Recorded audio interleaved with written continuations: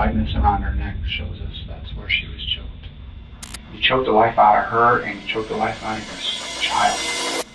This is 36-year-old firefighter Matthew Plote, who murdered his pregnant girlfriend and set her home on fire. I mean, did you hate her and did you want her dead? You did so much damage to Melissa. You thought the only way to cover up what you had done to her that day was to start a fire in the house and hope that the fire would burn away all the evidence. On November 25th, 2020, 27-year-old mother-to-be Melissa Lemesh was looking forward to a private Thanksgiving with her family and her unborn baby boy. She was on a 2.5-hour phone call with her sister that morning when Matthew Plote showed up at her door unexpectedly. Melissa told her sister she would call her right back after he left. She never made that call.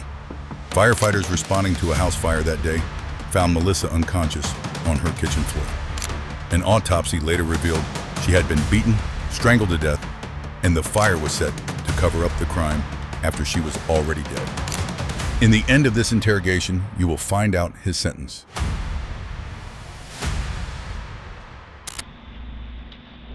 Why don't you think about it?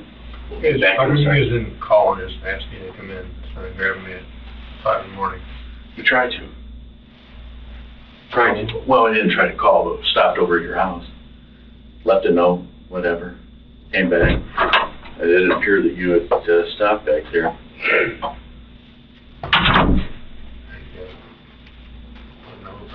He was asking why we didn't just call him to get him to come in. Right. What the f does that matter, Matt? I'll be right We're back. here, okay? The methods and the however we use to get to this point doesn't matter. You want to debate and talk about why we didn't just call you or anything else like that? Why don't we talk about what's really important here? Okay? I apologize if this didn't fit your schedule or if this was an inconvenience or we could have done things different or handled this different. But that's what you want to question? You don't want to talk about your child, but you want to question why we didn't call you up and have you just drive over here to talk? Let's talk about your child, man. That's what's really important here.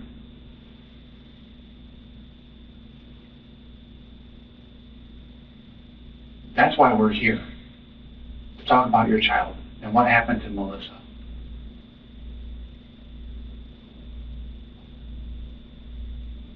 So what happened in that house? If you're truly, honestly on the couch having sex with her, and that's what happened, then what happened next, man? Father, what happened?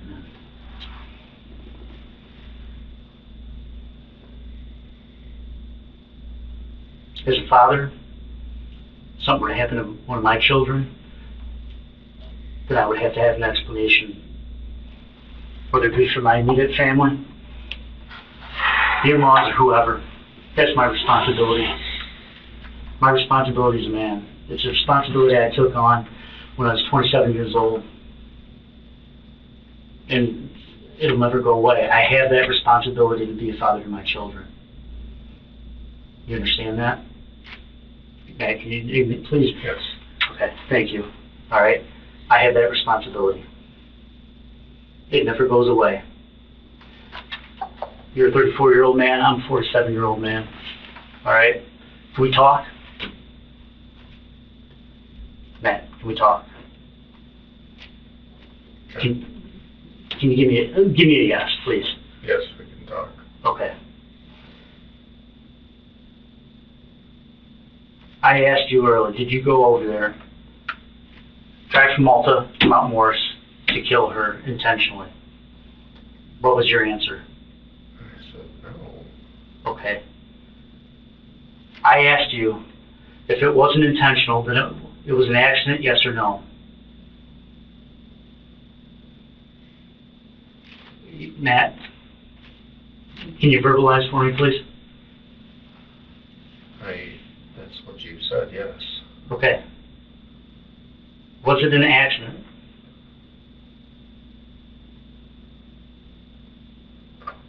as a man, just let's talk. Verbalize with me, man, please.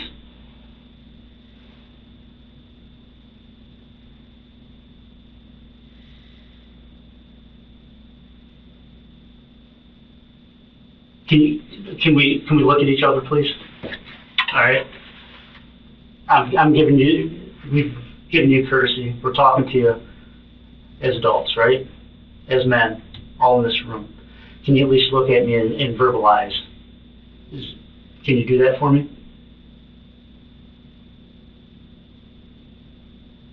Man. Yes? Can we talk?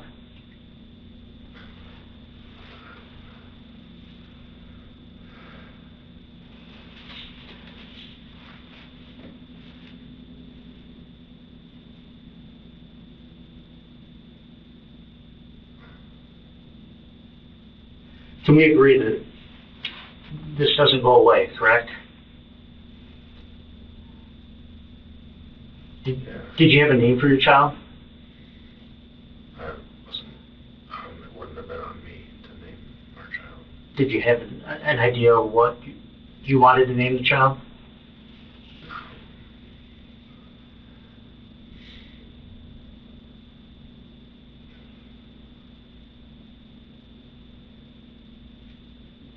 What name did you have? Was it going to be Matthew Jr.? Were you going to go with another family name? Were you hoping for another family name for the child? I was open to whatever she decided. It was not my choice. Did she tell you what the child's name was? She didn't. I don't know if she quite had a name yet. Okay. She said she had a few. But she never gave you an idea. She didn't say no. Okay. What all transpired that day?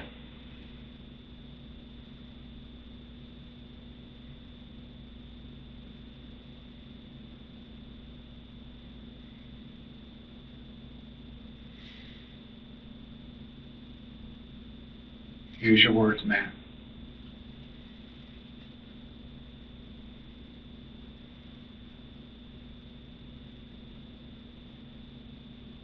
You owe it to this child as a man, as a father. You are a father.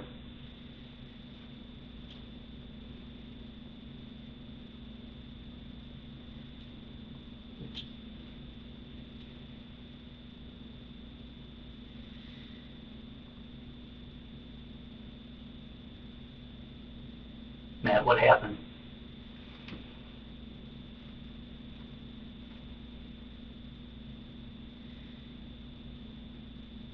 You realize nothing you tell me with the lieutenant's going to shock us, all right?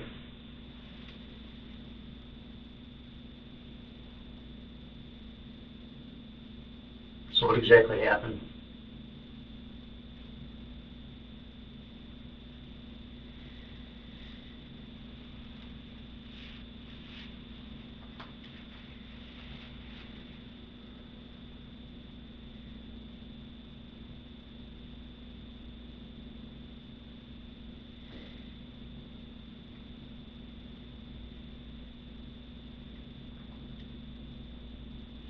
That swallow said enough.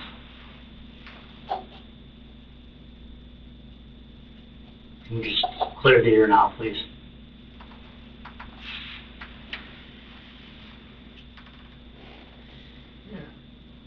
Preferred you talk, preferred you use your words. It's time to verbalize what happened. Can we agree to that, Matt? Matt, I'm giving you courtesy to look at one another. Can you agree to that?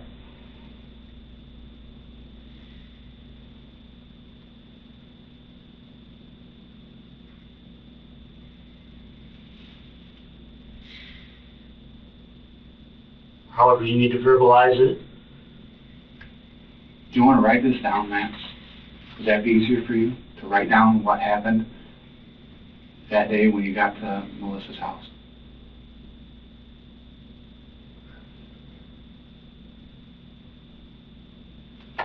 No. Okay, then tell us what happened, Matt. And be honest with us. We've been honest with you, correct? Presumably. We haven't lied to you once. I- Now, I'm not just saying we I'm not haven't. doubting you. Okay. Probably. Can you show us the same courtesy, please?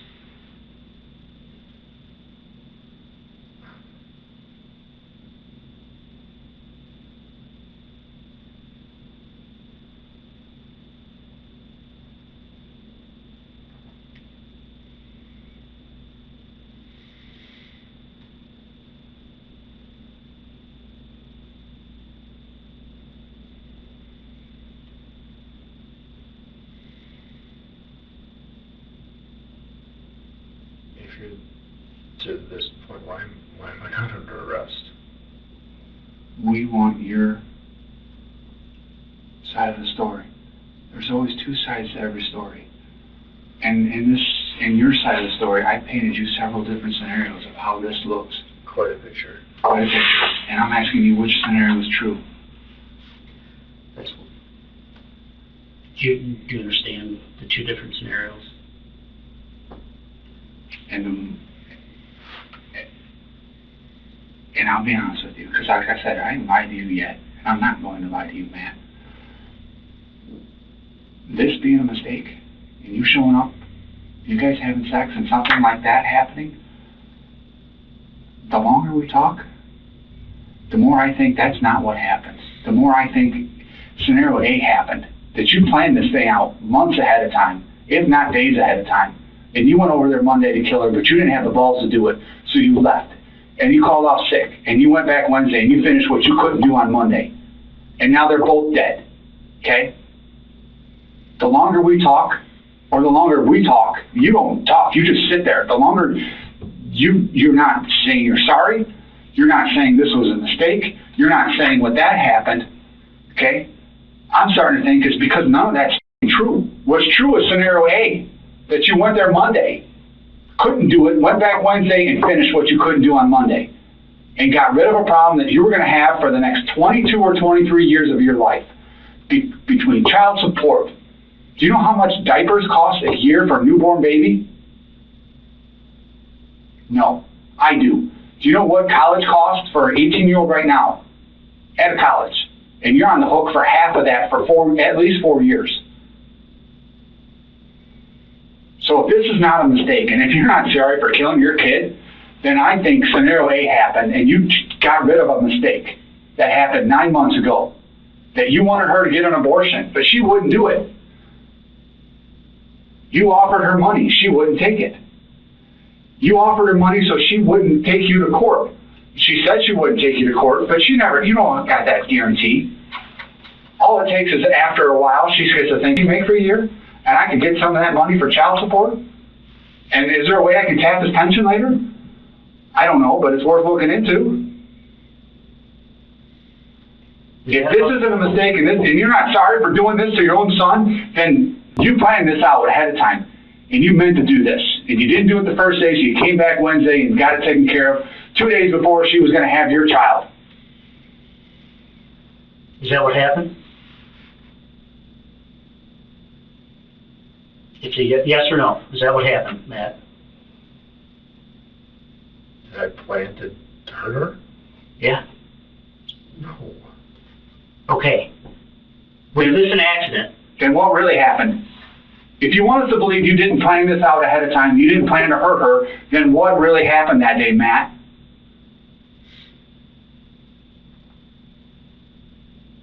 Did it happen in the living room or in the kitchen?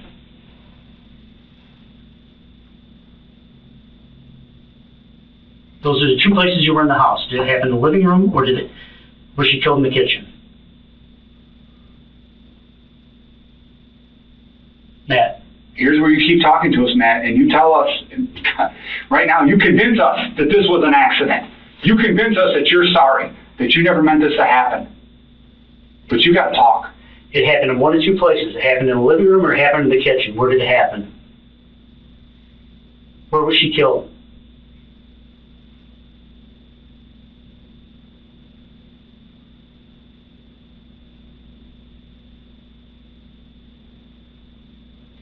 Matt, which room?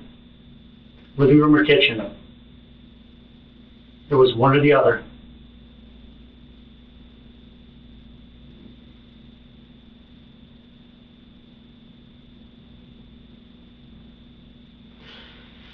Was she killed in the living room or was she killed in the kitchen, Matt?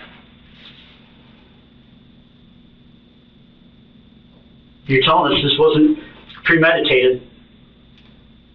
Between going over there Monday, going over there Wednesday, and taking a day off. We just believe it was accidental, is that correct? You gotta verbalize. So yes or no? Was it accidental? Matt, we just heard you talk. Was it accidental?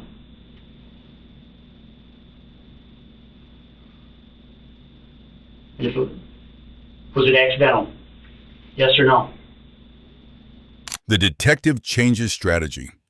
He stops presenting facts and starts demanding binary answers. He knows the medical examiner can pinpoint where her body lay, but he cannot answer, because any answer would be a trap. What we witness here is psychological freezing, a common response to overwhelming threat. The detective is forcing him into a double bind. Either he lies, which will later be disproven, or he tells the truth, which implicates him. Matt chooses non-response as his only perceived safe option. This moment reveals his avoidance coping style. Silence is not strength. It is terror dressed as stoicism.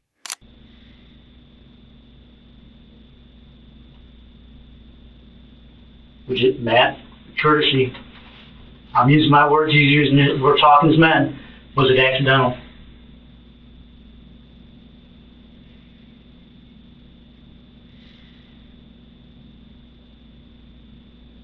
Matt, you can look at courtesy. You can look at me. Was it accidental? Yes or no? And did it happen in the living room or did it happen in the kitchen?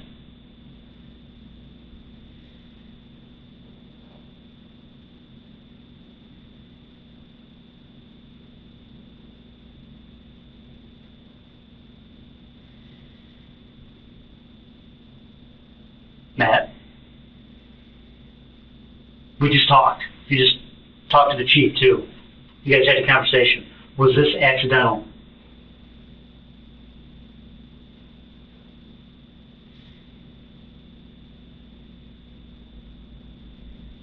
Matt, was this an accident or not?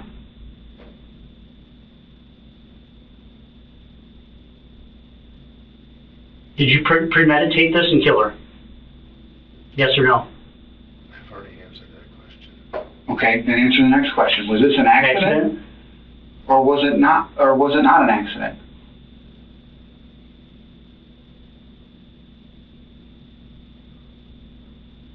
Did you accidentally kill Melissa? Yes or no? You answered the first one. I know you can answer the second one. Did you accidentally kill Melissa?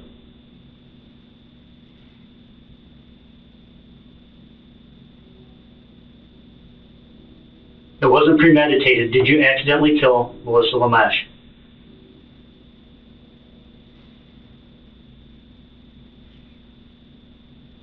Matt, did you accidentally kill Melissa Lamesh?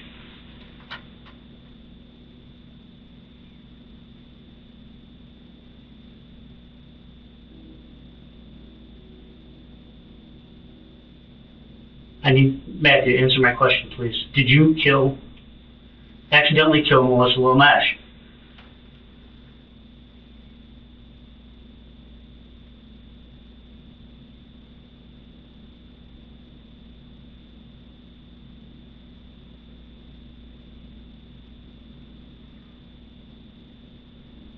It wasn't premeditated, correct?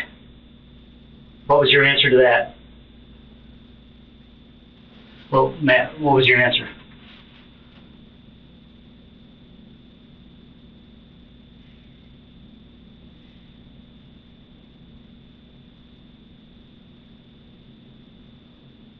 Matt, what was your answer? When I asked you, was it premeditated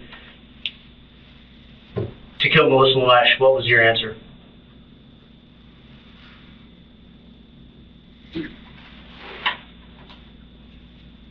Your answer was no, I didn't intend to hurt her.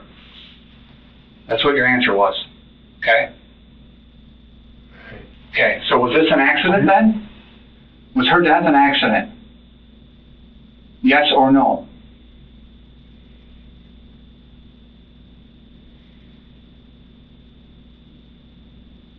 Matt, was this an accident? Yes or no?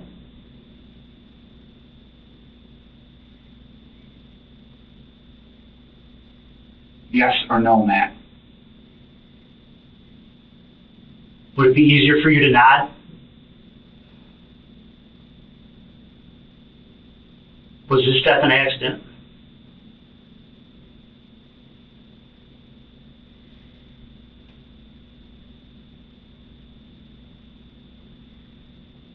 Matthew, enough. Was her death an accident, yes or no? You're 34 years old, and you can answer the question.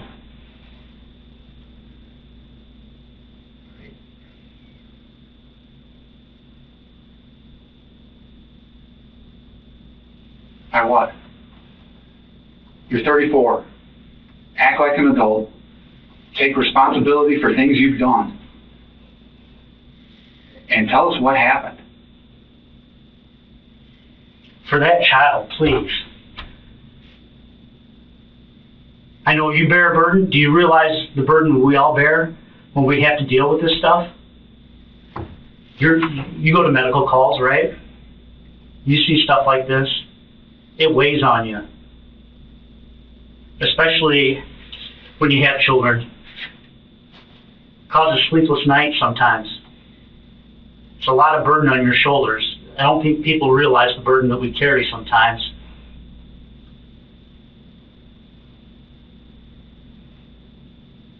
Do you realize the burden we carry? As Okay. providers or spiders, yeah. Yeah. So you know too, correct? Firsthand what it's like.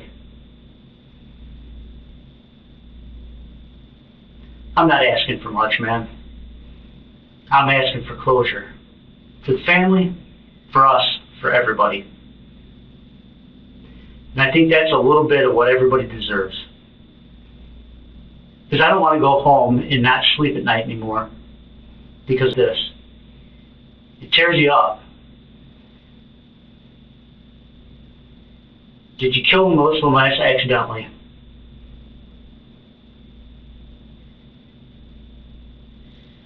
Give me some closure, man.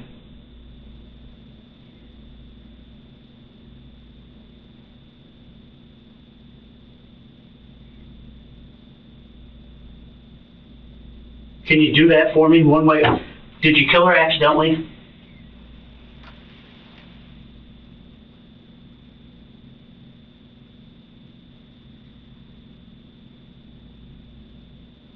If you did, we'll work through it, but darn it, man.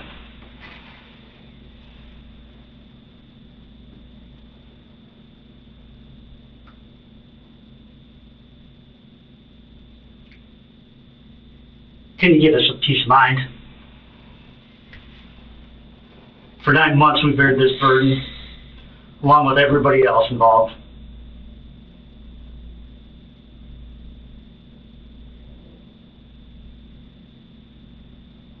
From father to father.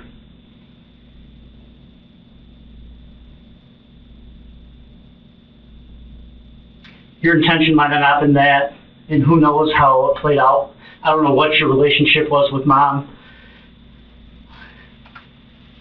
But darn it, Matt, come on, man.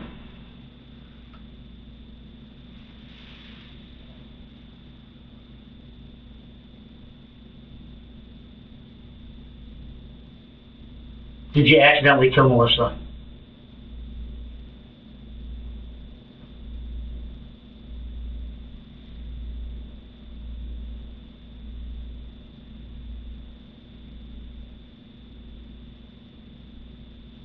Yes or no, Matt?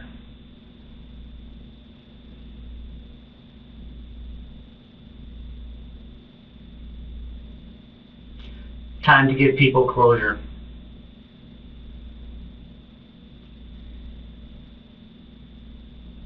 Did you accidentally kill her? It wasn't in the living room or the kitchen.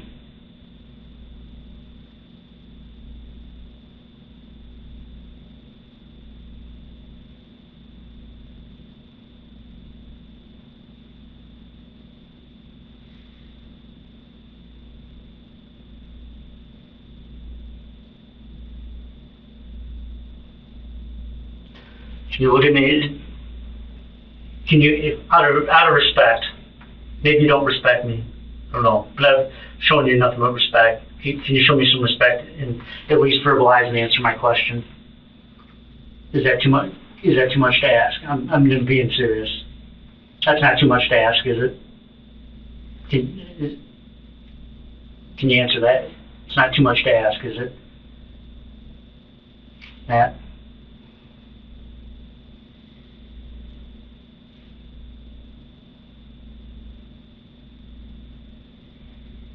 Matt, is Melissa's death an accident?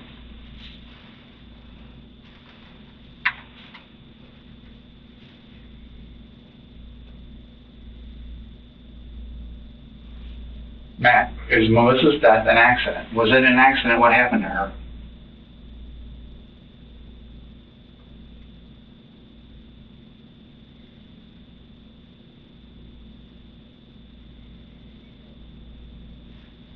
Did you mean to kill her, Matt? Or was it an accident?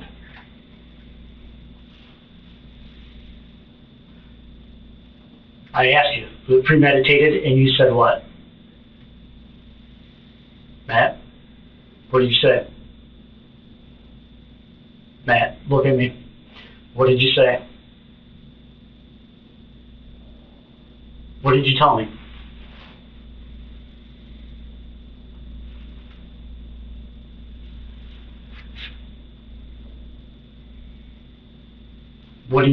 Matt, show me some respect. What did you say?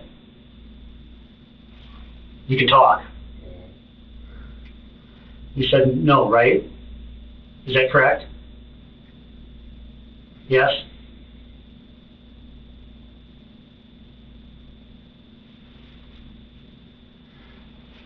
What happened to Melissa? What you did to Melissa, was it an accident or was it not an accident, Matt?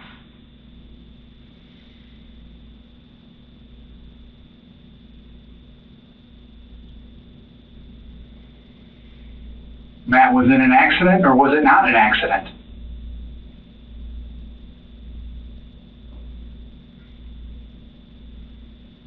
You sat here and had a conversation just a couple minutes ago, right? Mm-hmm. Okay. Yes? Yes. Okay. Thank you. At least let's talk, okay?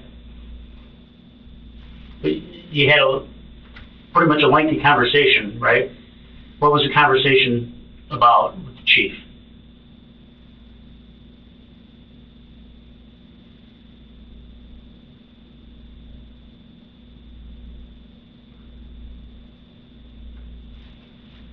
What was the conversation about?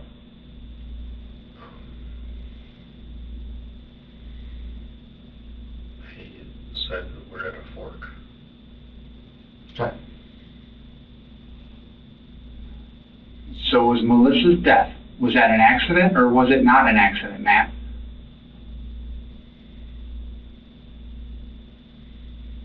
Yes or no? Was it an accident? What you did to her, was it an accident, Matt?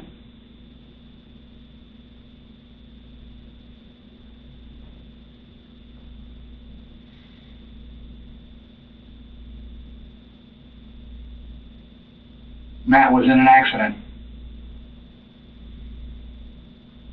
You can speak. You can say it.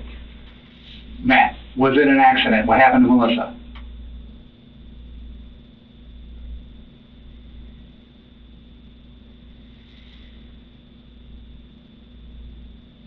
Matt, was it an accident? What happened to Melissa?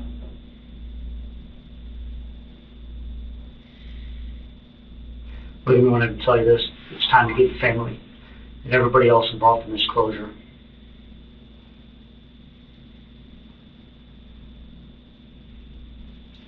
You owe it to them to verbalize as a man,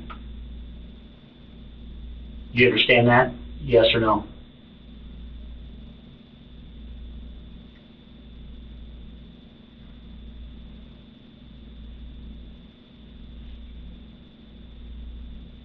The past can't be undone.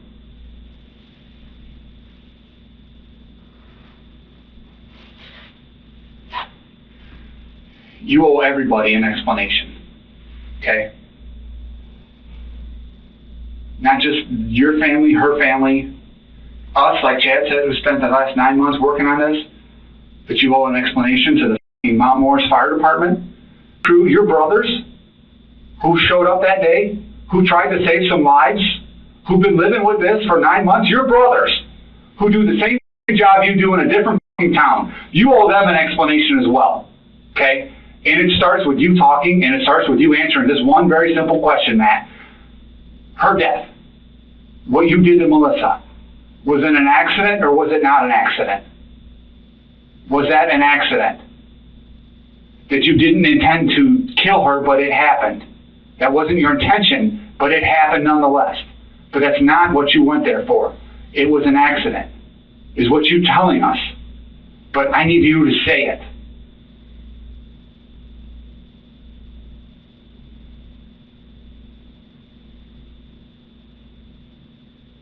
So all those people at the firehouse that had to go and do that, you owe it to them at least. Because I think they could handle the fact that it was an accident, but if it was premeditated, you said it was not, correct? Is that correct? You said it was not premeditated, yes? Matt, yes? You didn't plan this out, right? I said I never wanted to hurt her. He says it not as an explanation, but as a mantra. Psychologically, this is a textbook example of minimization, a defense mechanism where the offender acknowledges the act but reduces its intentionality. He is trying to separate his identity from his actions. The problem is that the phrase directly contradicts the forensic evidence. Repeated blows, strangulation, a bite mark on Melissa's own tongue from the force of being choked, and an attempted arson. This moment is critical for understanding how offenders live with guilt. They reframe reality just enough to keep looking at themselves in the mirror. Okay, you didn't want to hurt her, but it happened, correct? But you did hurt her. You didn't want to hurt her, but you did hurt her. We said people in the firehouse know that you didn't want to hurt her, but it happened. You know what? People can live with that. I can live with that. Everybody else in this world can live with that.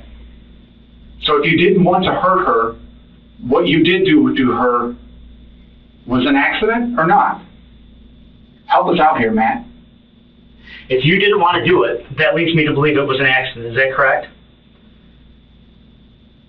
You and your own... Yes or no, Matt?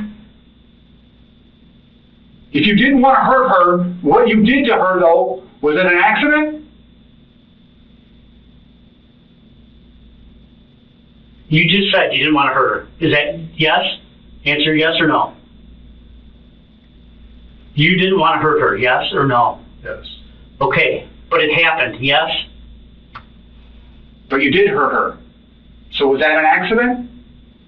If you didn't have the intention of killing her, then you didn't premeditate it. It was an accident, yes? You did not want to hurt Melissa, is that correct? You just said it, Matt. You didn't want to hurt her, yes? You're not that person. What did you just tell us? You did not want to hurt her, is that correct? Correct. What happened that it ended up hurting her and killing her? What happened? Did you two have an argument? And if so, what was the argument about that led to this happening? Do you see what I'm saying? We can agree upon you didn't have any intentions of hurting her. You didn't go there that day, Monday or Wednesday, to hurt her, correct? Matt, yes? Correct. Okay. Then what happened on Wednesday that she got I hurt? already talked to you about that. No, you haven't. What did you do on Wednesday that she got hurt? You didn't mean to hurt her. You didn't want to hurt her, but you did, Matt. So what did you do to hurt her on Wednesday? Did you guys have an argument? Yes or no?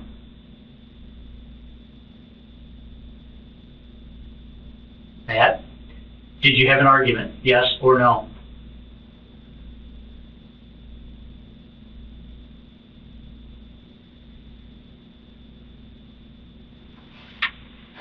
Argument? Did the argument turn physical? Did you and Melissa have an argument? Matt, yes or no?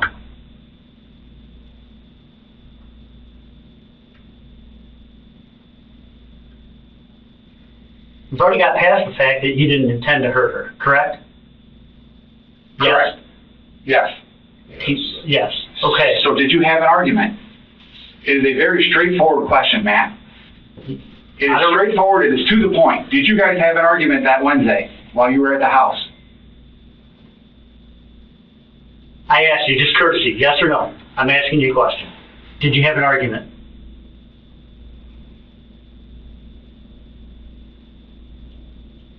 Matt, did you have an argument?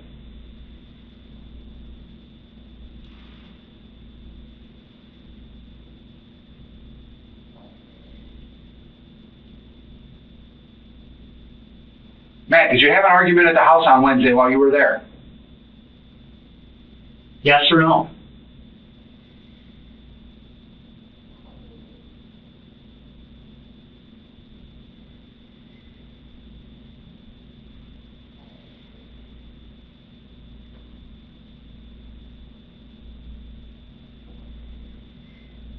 Matt, did you guys have an argument at the house Wednesday?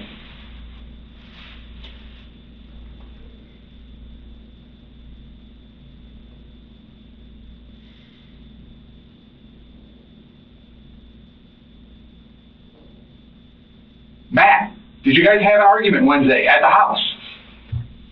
Your paper said I have the right to not say anything. You are correct. Did you have an argument at the house Wednesday?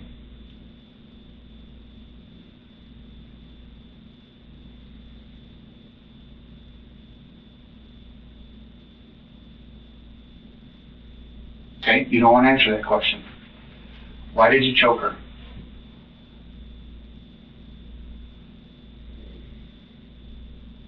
We can agree you're the only one at the house, correct?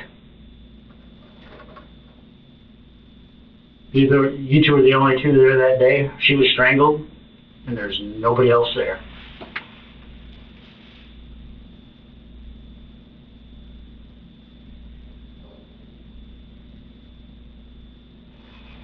Why did you choke her, Matt?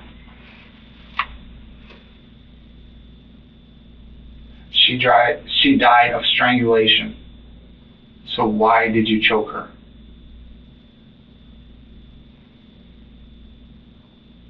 That's up close and personal, man.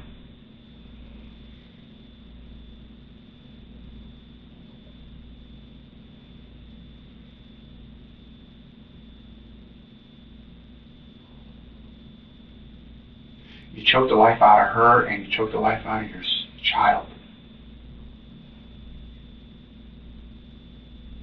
You did. With your hands. There's no denying that, Matt.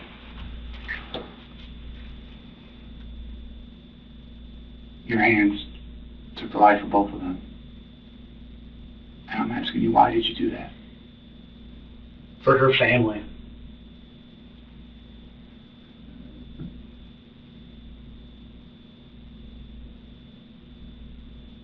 If it was one of your family members, would you want answers? Yes or no? Yes. Okay. Can you show them that courtesy? Because if it was my sister, my mother, my daughter, my son, I would like to know why.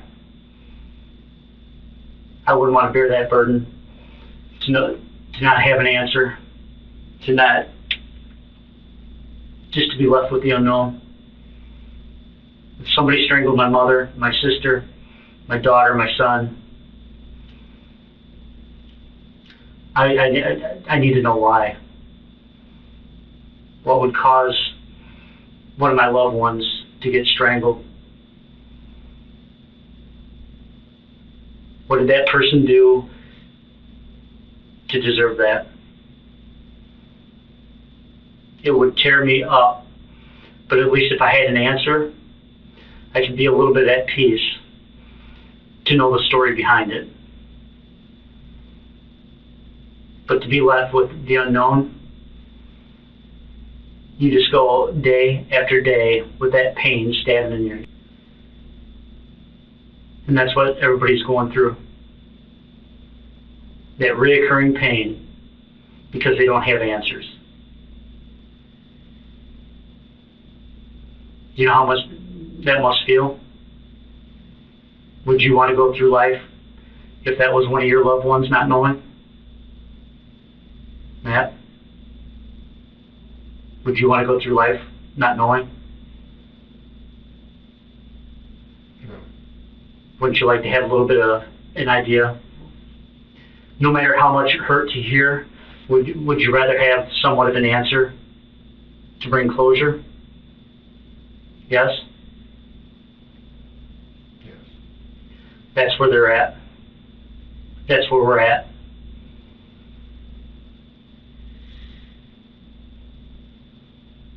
Because no, was this a family member of mine? No, but working the case, we bear that burden and we have to live with that. And it hurts.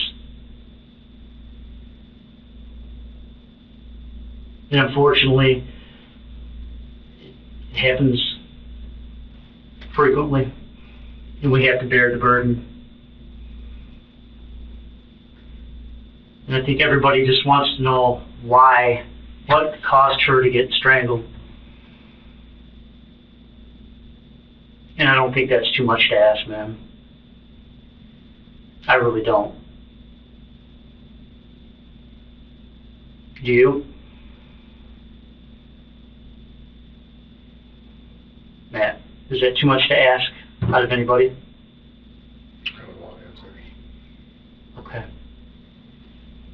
So do we.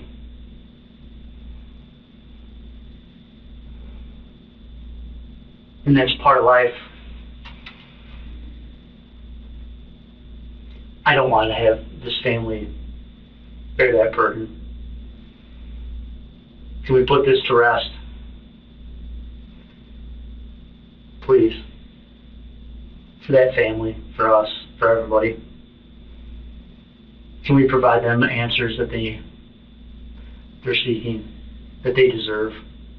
Can we do that? Matt?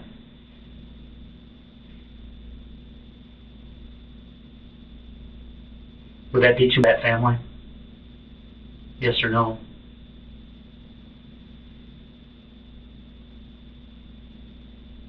Is that too much to ask for a family?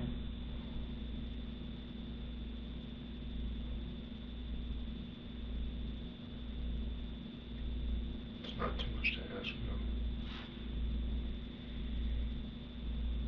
Why did you strangle her?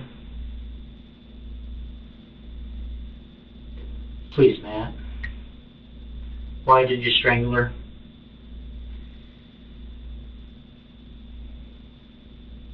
It's to that point that I just have to know. Was she an evil person? Matt, was she an evil person? This was not an evil person. Okay. Pretty good gal. I know that you guys head off and on again, right? Misguided as we all can be. Yeah. Good girl. You know what? We're all. Everyone has their quirks about them, yes. Yeah. Why did you strangle her?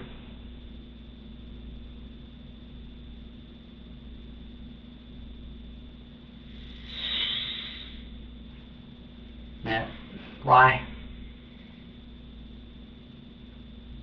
Did you just get to that point?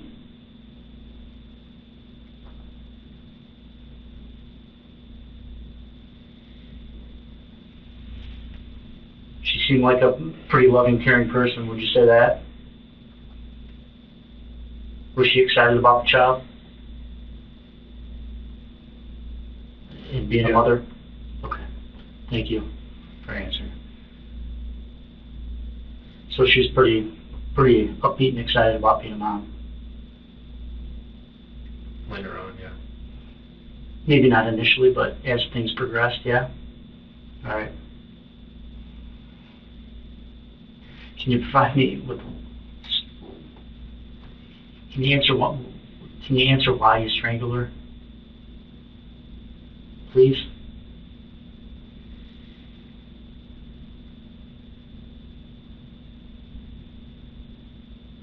Matt, just one question.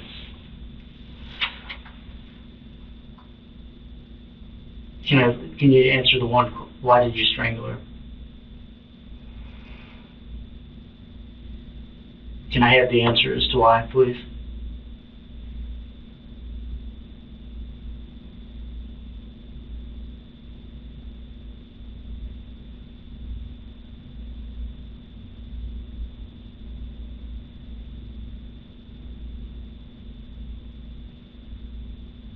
What happened that day that caused you to do that?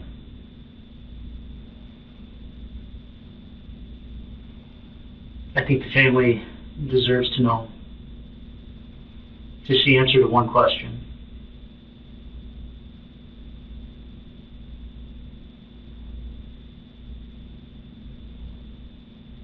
Would you agree? They should know why their daughter had been strangled?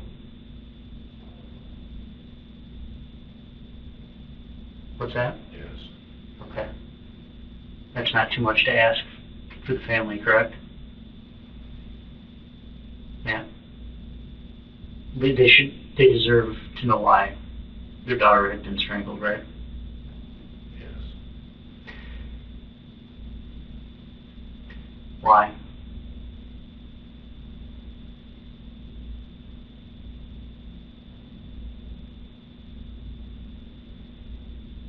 For her father and her mother.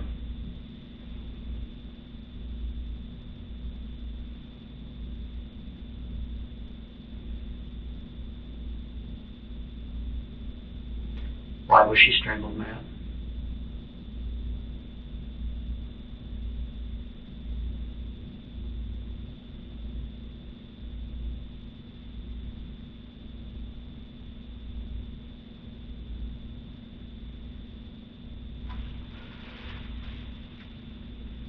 I'd like to be able to get her parents' closure. For the sake of her parents, as parents that are also in this room.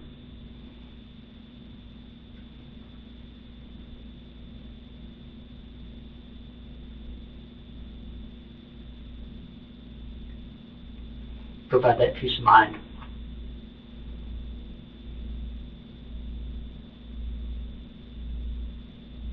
Matt, can you do that?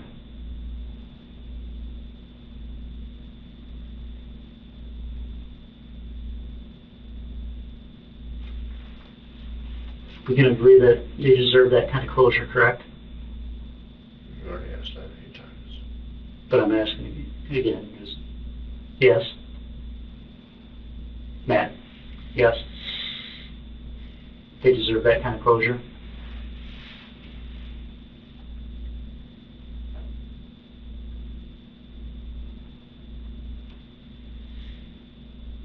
So why was she strangled?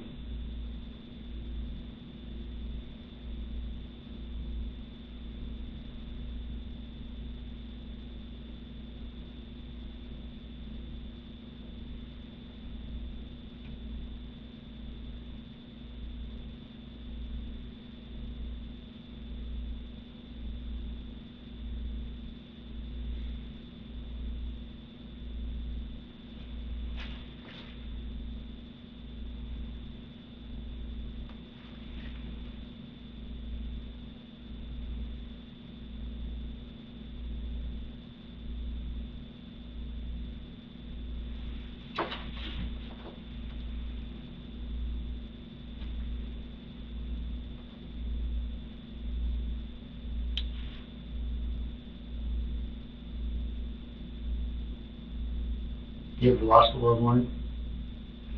Any suspicious circumstances or anything? Any friends? Close acquaintances?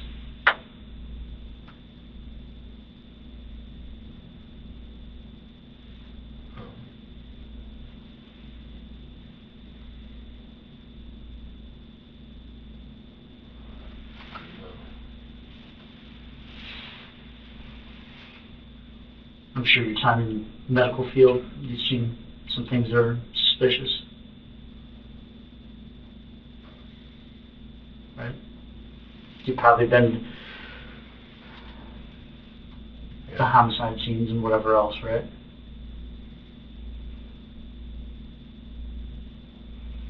I'm sure you guys get answers to some of those things.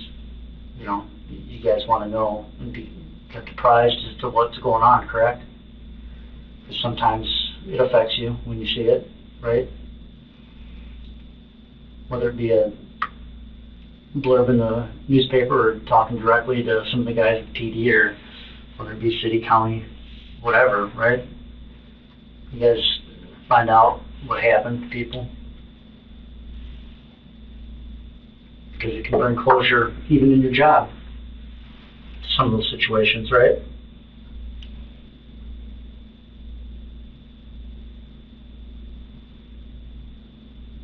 Yes? Probably. Yeah, it does.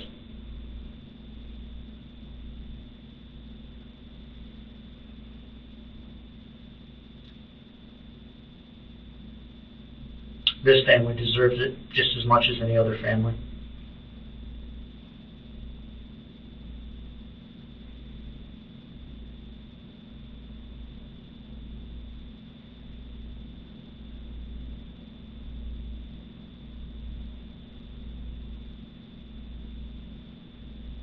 Melissa deserves a closure, and so does your child.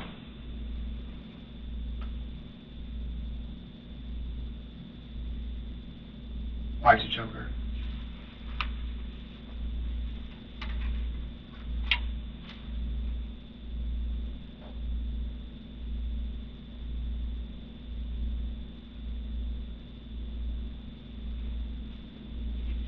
She was choked, but there's always the lie.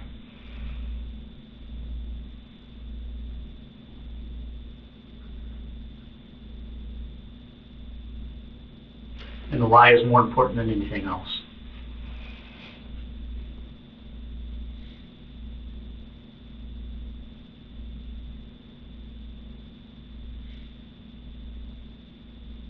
Why'd you choke her, man?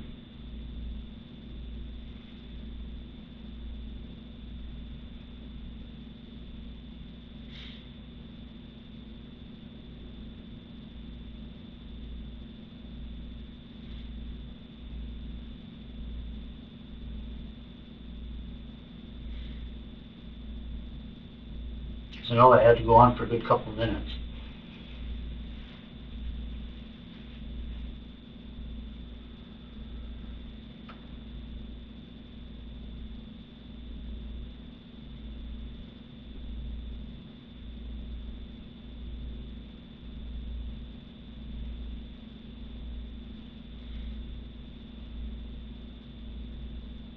You know, you didn't mean to hurt her.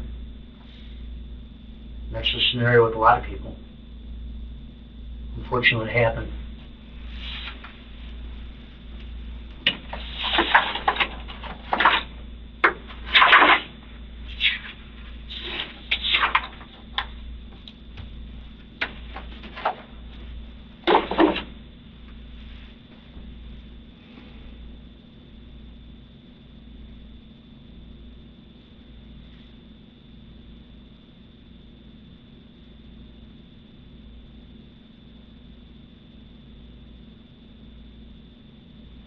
The whiteness around her neck shows us that's where she was choked.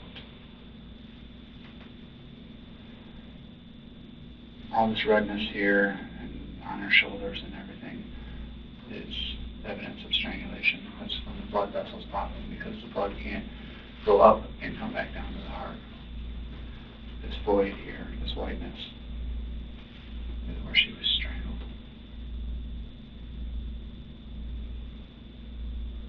that does to the eyes?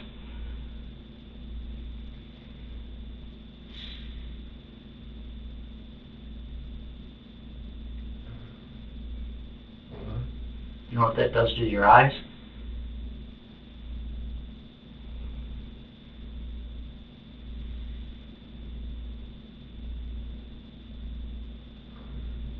There's a term for it. Fatigue, yeah. Yeah. But it also, it's not just, it doesn't just show up in the eyes, it shows up on the skin, it shows up on the mouth, it shows up in the gums, it shows up in her tongue.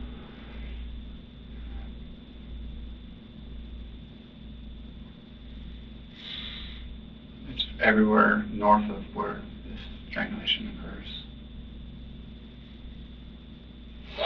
So why did you do it, Matt?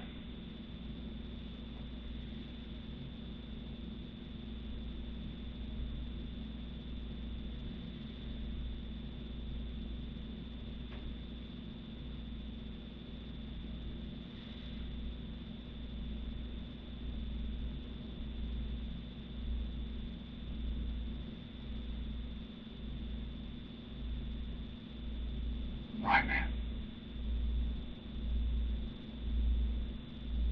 That's what Melissa looked like the last time you saw her. When you saw that picture, I could see it in your expression. That's the last time you saw Melissa. That's what she looked like.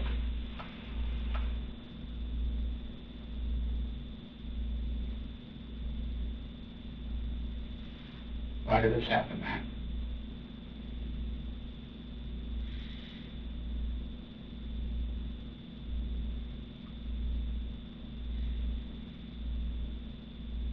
She deserves answers.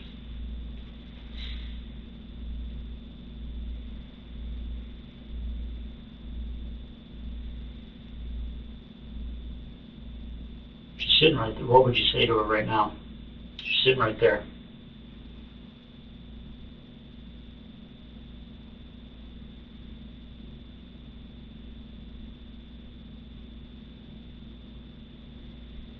Matt, what would you say to Melissa? She's right there.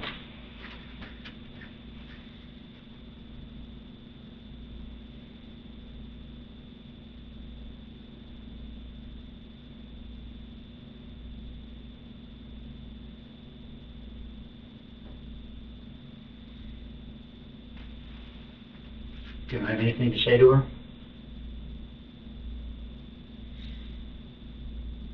Smother your child.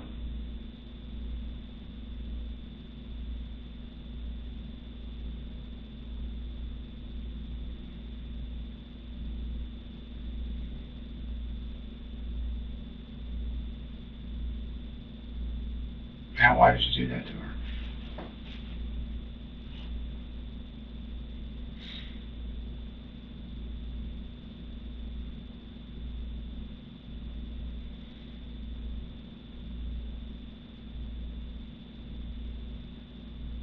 Were you involved in another relationship that you didn't want them to know that you had a child?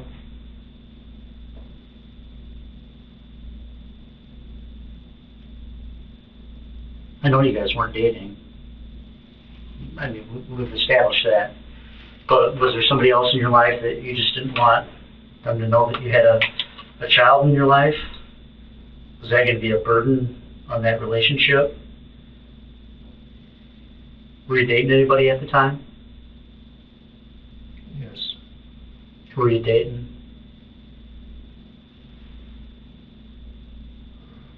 Katie.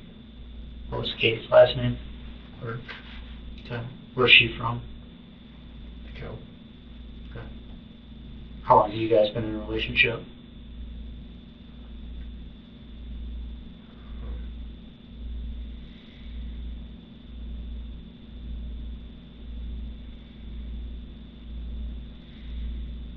Just a rough estimation at that time.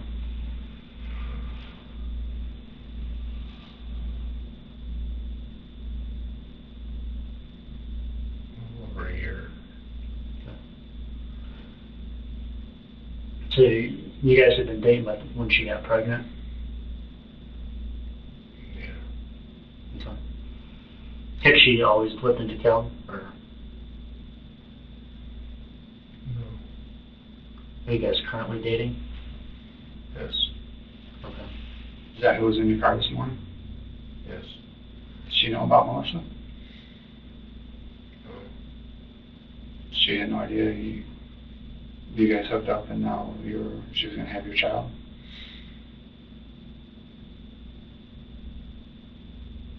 No?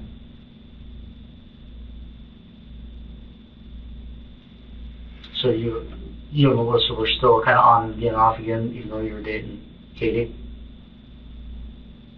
Just a couple hookups here and there, or?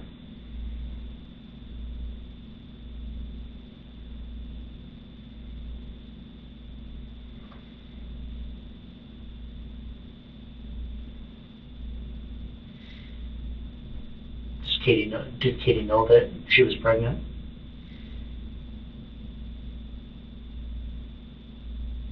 no. So had Melissa given birth on Friday, that would have been a surprise to Katie. Is that correct?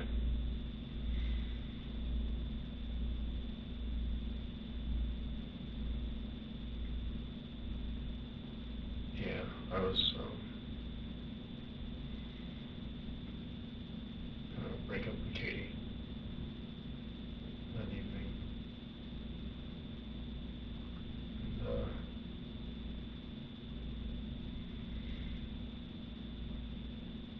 didn't. What do you mean? Tuesday night or Wednesday night? Wednesday. Does Katie have any children or no? She's not. Okay.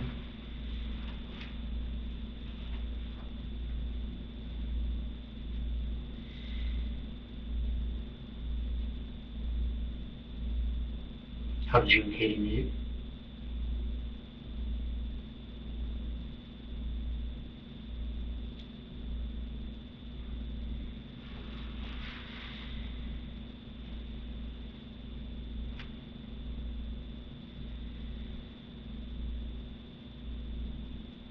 You guys meet out socially, online, through work?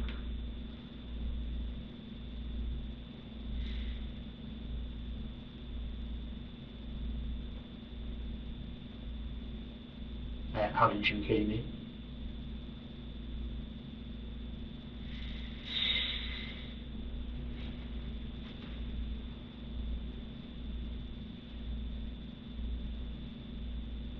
Were you seeing any other women on the side besides Melissa? Or was it just Melissa periodically?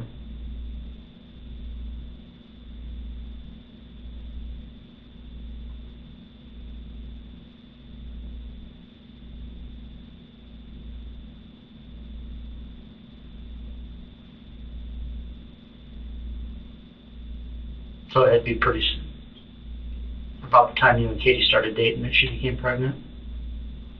Or was it a little bit into the relationship?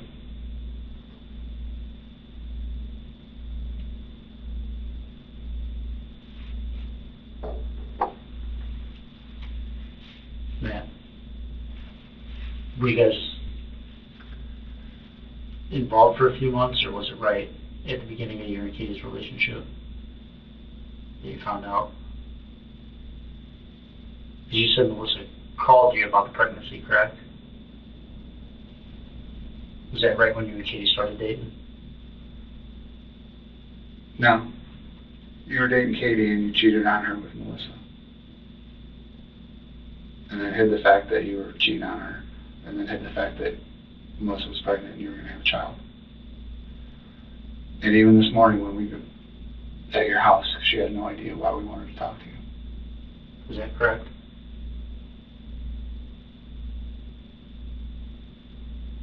Yeah.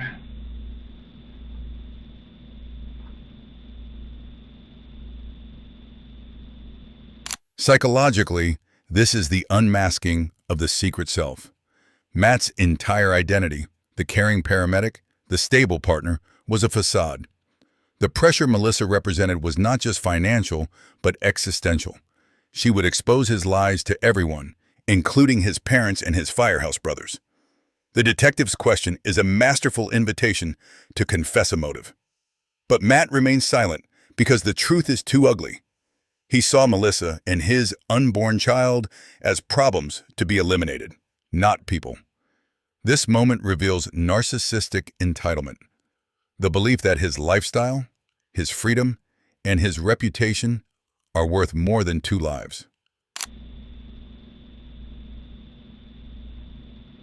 This looks like the first scenario where you went there Monday and couldn't do it. Went back Wednesday and got it done. What kind of pressure was Melissa putting on you? Did she want you to be involved or not?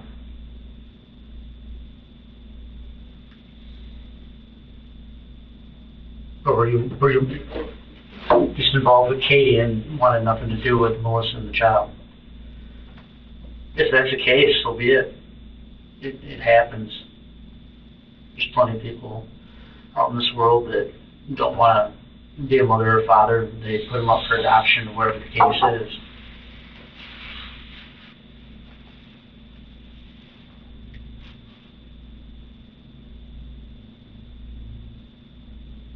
But Katie has no idea about Melissa, correct? Correct. You had no idea that she was pregnant, correct?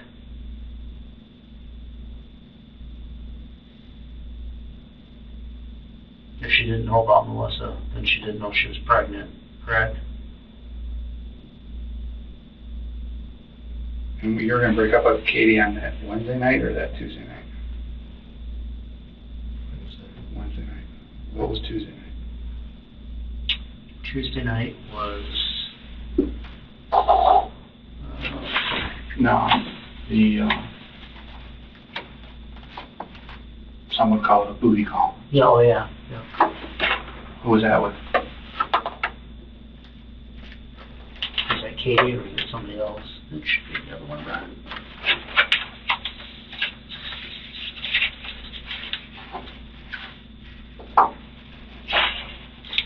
You're going to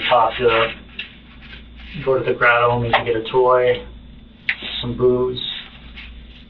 Went to the house by the fire station.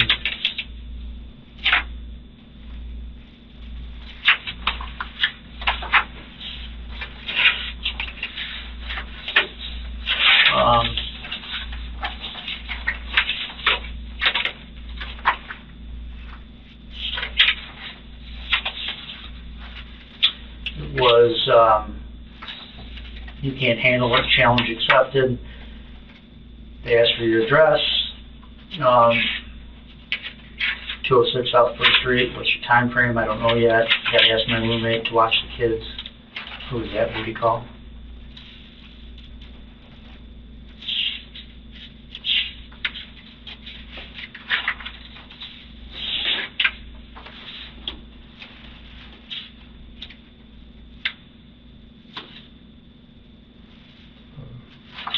Put me to bed and you want me to go to the grotto. If we meet there, we could pick up a toy, talk to you, come a little harder. Says your dick is enough. Toys are usually cold.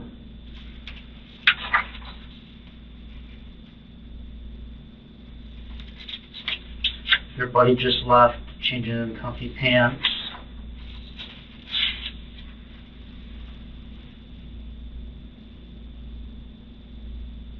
Do you remember who that was? Matt? You guys are going to have sex in the shower.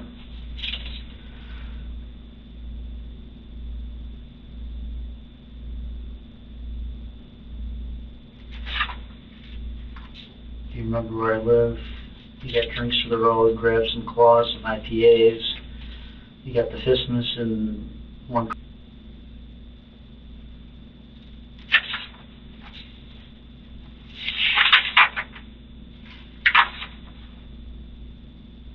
Sounds like they wanted to get drunk.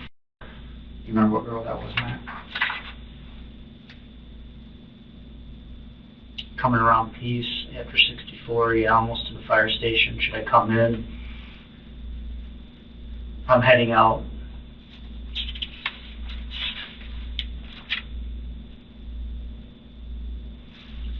and sometime after midnight. Drive safe, have a great night. Can't wait to do it again. Do you remember what girl that was, Matt?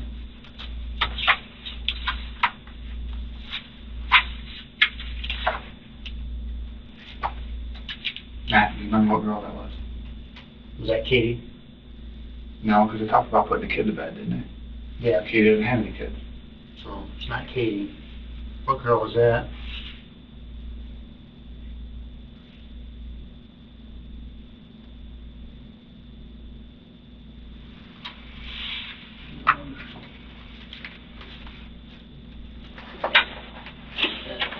The one right up front.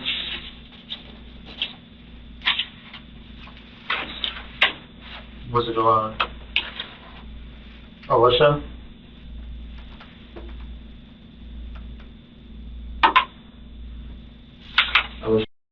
Is that who the booty call was Tuesday night? You're asking or you're telling? I'm asking. Is that who it was?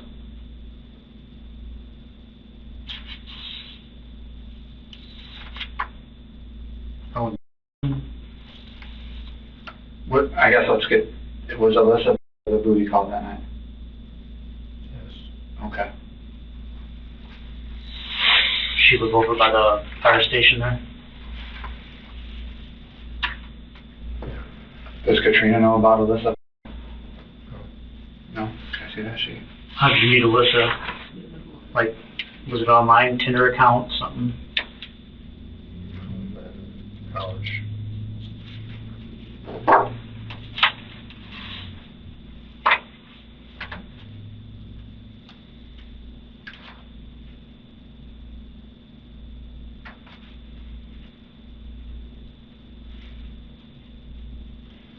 Who's Ellen?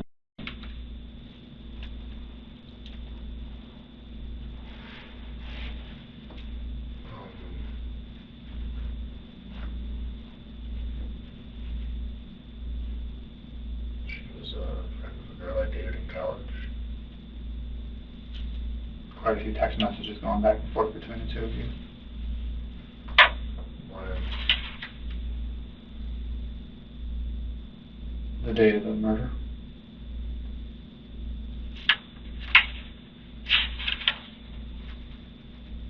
Ellen Who's Oh. Brit-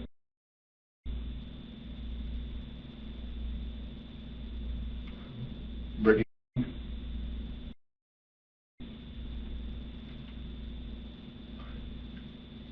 don't know.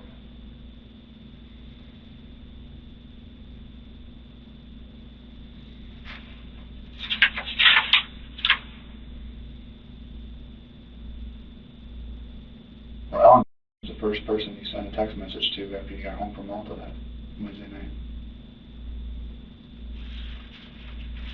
She had texted you several times. So did Katrina or Katie while you were in Malta and left your phone at home.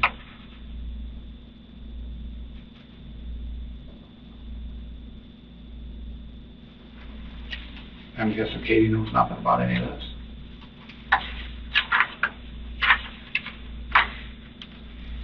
So you called off work on Wednesday because you had some type of lower body injury because you had gone running the day before.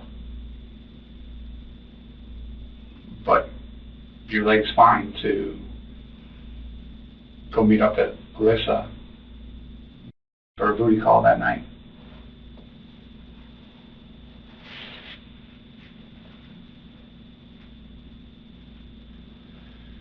You told these guys on your interview that Wednesday night that you didn't go see a medical professional, you just did the RICE, rest, ice, compression, elevation. Doesn't sound like it.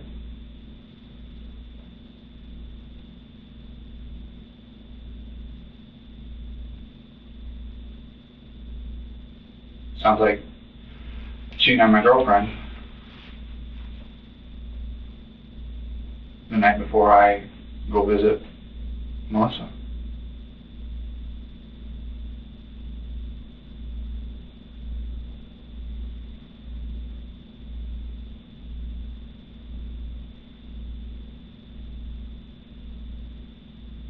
So why did you choke her? Why did you strangle her?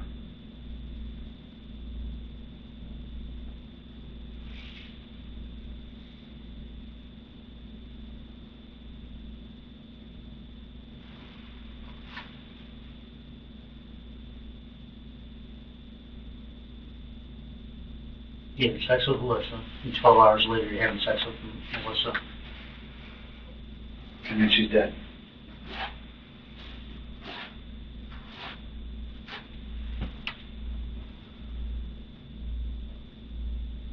You weren't hurt when you called in sick, or called in medical. I can look it up. Somebody asked, they saw you on whatever list. Tell a doc or whatever, I'll find it, but tell the staff. Told them you sprained your knee while you're out running, but sounds like you were having some beers, going over, had intercourse with Alyssa, come home, and then 12 hours, and not even that, less than, had sex with Melissa.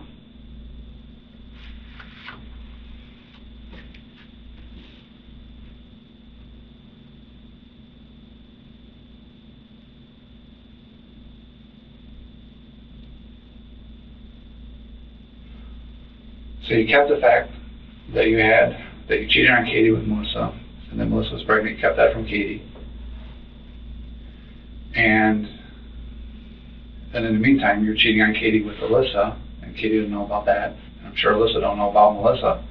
I'm sure Katie doesn't know about Alyssa, and I'm sure neither of them knew about Melissa, and the fact that you're going to be a dad in 2 days. And then I'm not even asked about your relationship with Ellen. Who knows what you're doing there, okay? Okay. Which all adds to the theory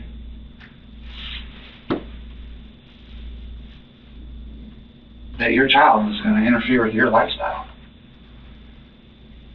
Not only were you going to have to pay money every month, either on your own or court-ordered forced money every month to Melissa to take care of your child, who you didn't even want,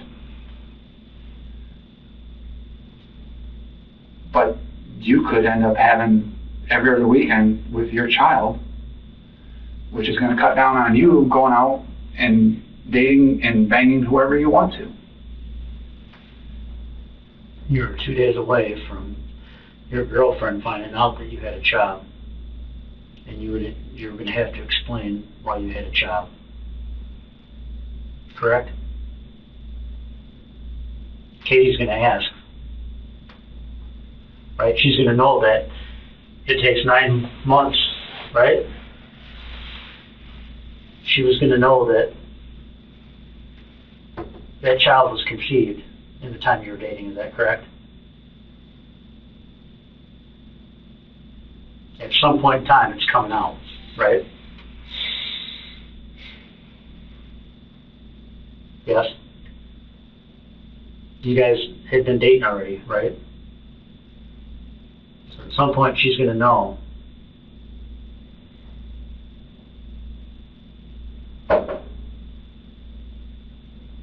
Well, your parents didn't even know until Melissa confronted them, correct? Is that right?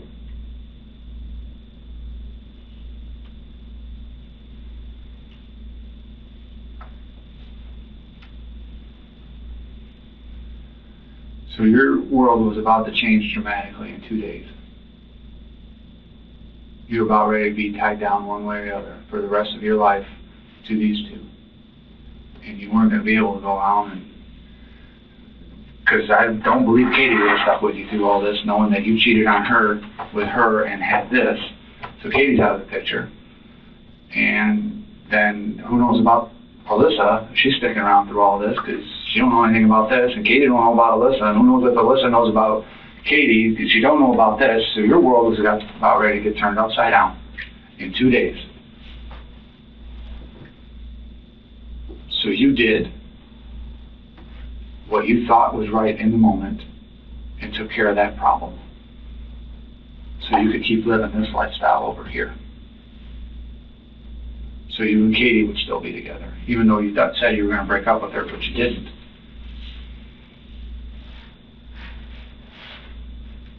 And who knows how many other girls are out there or that you've cheated on since this.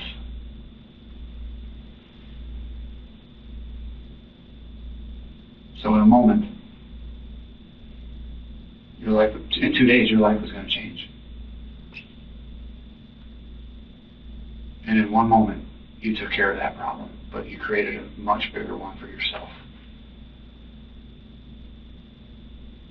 Because when you went over there, you didn't realize the neighbor across the street saw you show up. And then what you didn't realize is that when you knocked on the door, Melissa's on the phone with one of her sisters and says, Matt's here again. You need to stop just doing this. Stop showing up. And she's like, I'm going to talk to him and I'll call you right back, and got off the phone. And obviously she never called her sister back. But you never counted on the neighbor seeing you, and you never counted on her being on the phone with her sister.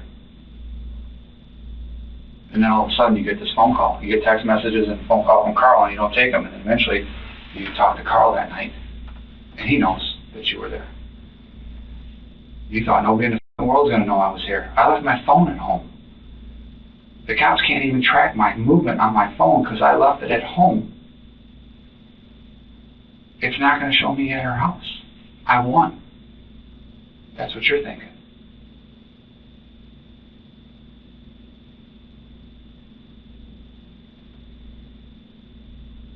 But you didn't count on the neighbor. You didn't count on her being on the phone at the time. And even when you stopped over 2 days previous, you don't think she told her family that it was odd that you stopped by? You followed her into the bedroom, and she thought, as she was walking back to the bedroom, she thought it was creepy as hell. And she had a good reason to think that. Who would have thought 2 days later you would show up again and do that?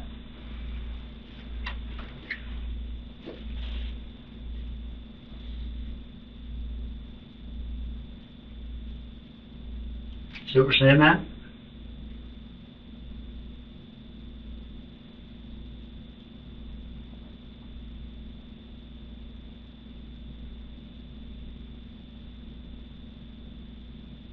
Do you see what we're saying about facts? Yes? I don't think that's too hard to answer. I have heard what you said, yes. Okay.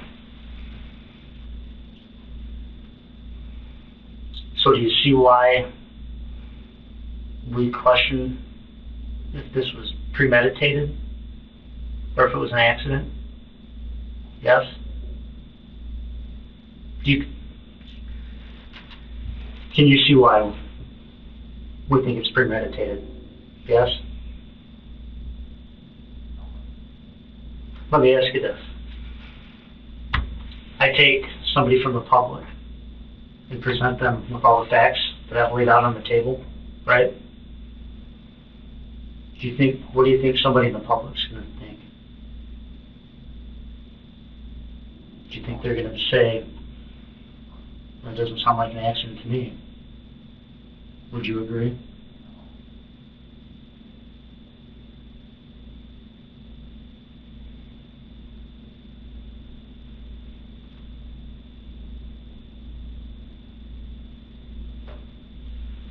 I take anybody out and present them with those facts. What do you think they're going to say? It's premeditated?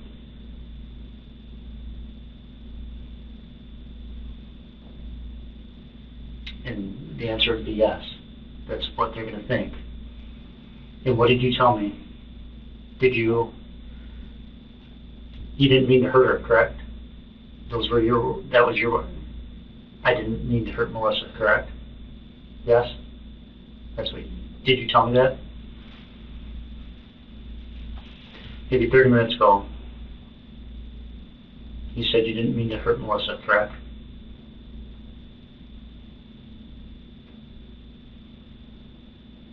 But you did. Whether or not you meant to or not, Matt, you did. And we want to know why. And this is why it's vitally important.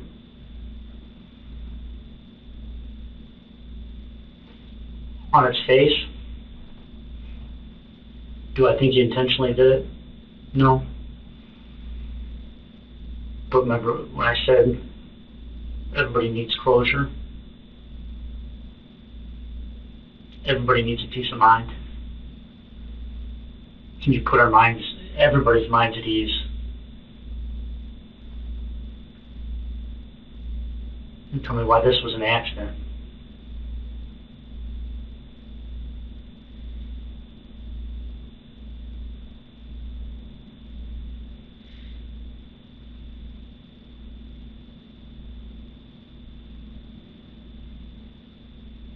Can you do that?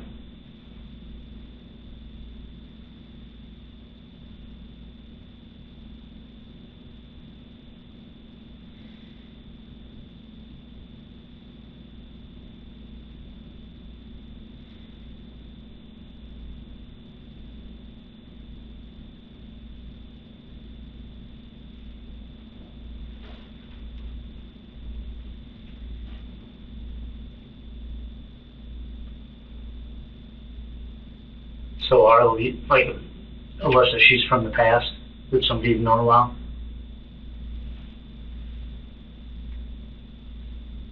Katie, somebody you knew a while?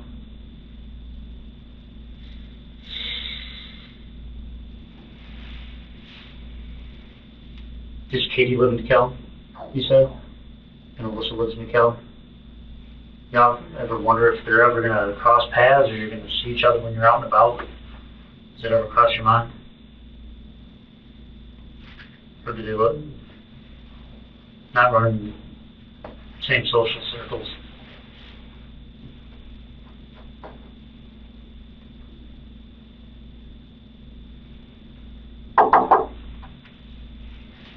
You're running around like a teenager or somebody in their early 20s and you're in your mid-30s. That was a burden and a responsibility that you weren't willing to take on. Because you're acting like a goddamn kid.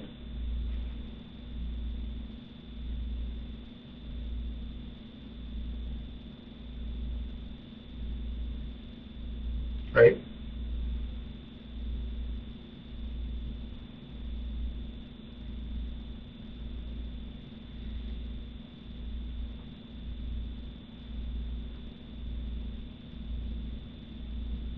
What's Katie going to say about all this?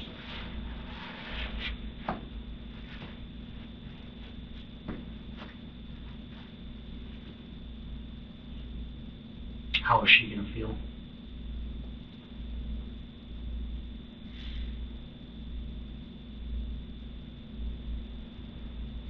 Just the fact that you've hid this secret from her all these months.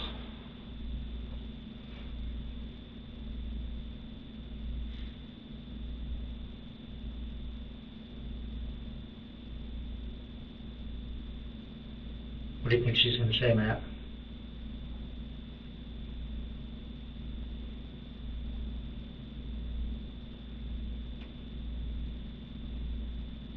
It's a fair question. What do you think she's going to say? Nothing good.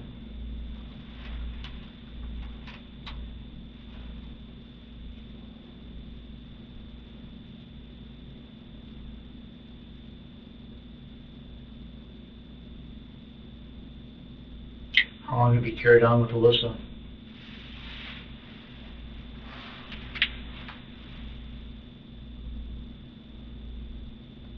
Because judging by the text message, that wasn't the first encounter. Had that been going on for a while?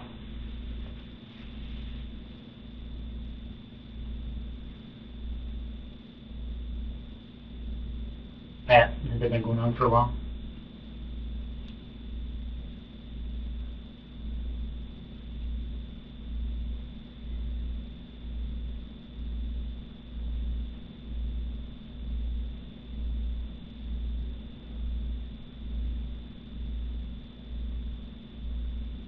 How long have you, Alyssa, been in a relationship?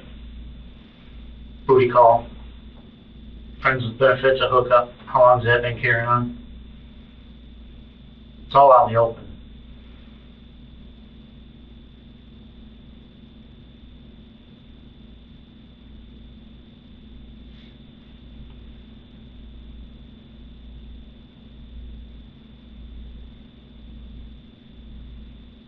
Couple months, more than that.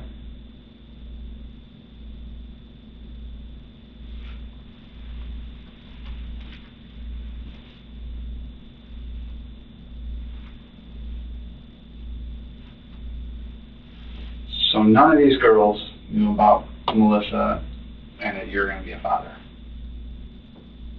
Your parents didn't know about Melissa and you're going to be a father until Melissa told them. Because you never even told your parents. She had to be the one to tell your parents that this was coming up. None of the people you work with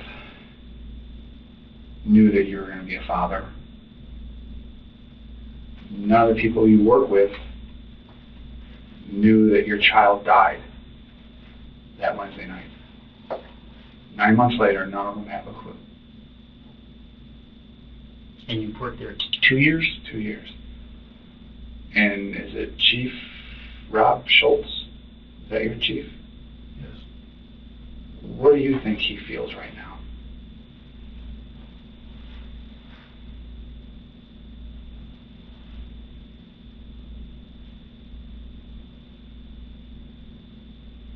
What do you think your chief feels? Probably shock. Shock would be one word. He's been having sleepless nights and stomach knots for the last week. Once he realized that this day was coming.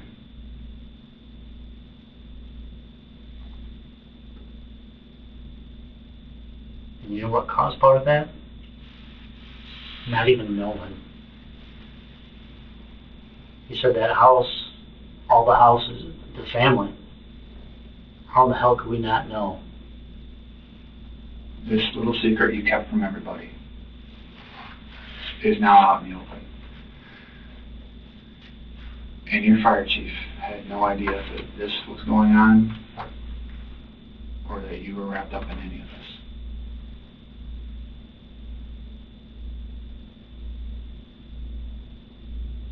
And Katrina, Katie had no idea of any of this, but that's soon to be all out in the open too. And your mom and dad, we stopped by and check on them, to check on you one time, and see how they were doing, see how they were doing. But we haven't talked to them in 9 months. They had no idea about the extent of all this. But that's all about to change too. Your life as you know it is just blown up. Every aspect of your life.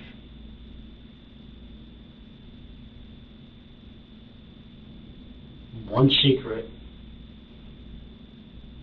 has evolved into this.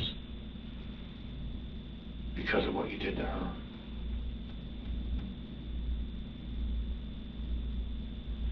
So you can sit here and not answer questions, Matt. Or for the sake of all those people, you owe it to them. You can sit here and not answer any question. Just sit here and just look at us when we say yes, no. You can sit here and do that all you want. But the life you had when you woke up this morning, that life is over. Everything is gone.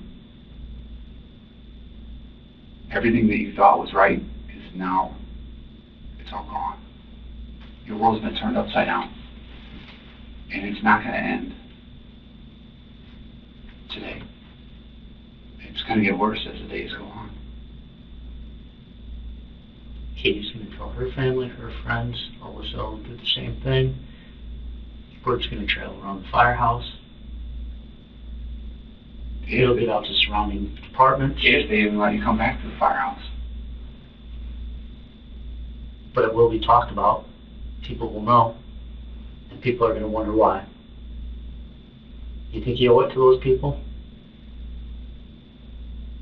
I would say you do. Because you've been living a lie. all this time, even prior to, from the time you found out that she was pregnant, it's been a lie that whole time.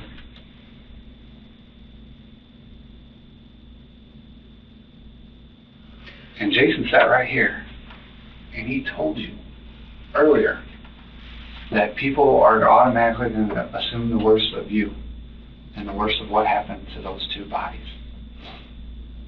He told you that was going to happen. And I know you heard him, because he said it several times.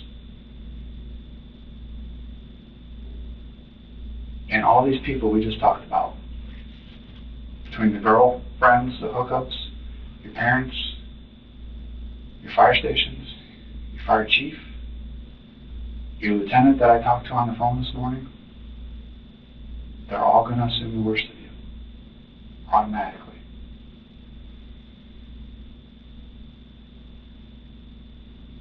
And he told you it was going to happen. Did he tell you that when he was sitting there? He did. And we've asked you several questions several times, and you just sit here and you just look at us. He told you what was going to happen. We just proved to you what's going to happen. And I'll say it again, I ain't lied to you yet. That all is going to happen. So whatever life you have, whatever world you live in, it's gone.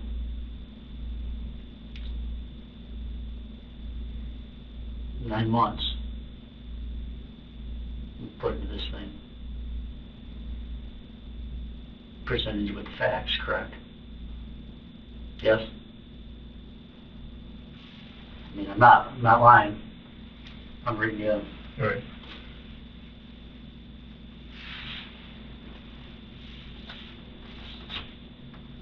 So why did you choke her? To those people are going to want answers, especially your parents.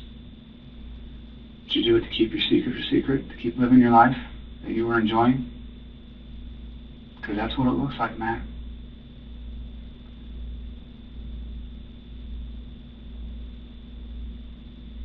Get rid of Melissa. Get rid of the child. I can keep doing whatever I want. I don't have to tell Katie what happened, that I cheated on her and got her pregnant. I don't have to, I can keep doing whatever I want and keep living my life. Is that why you did it, Matt?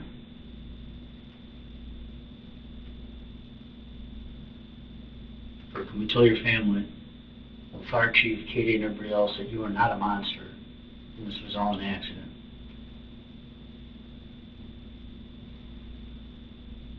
Because it's going to make your world a little bit better place and give those people a peace of mind. Because can you imagine how they feel?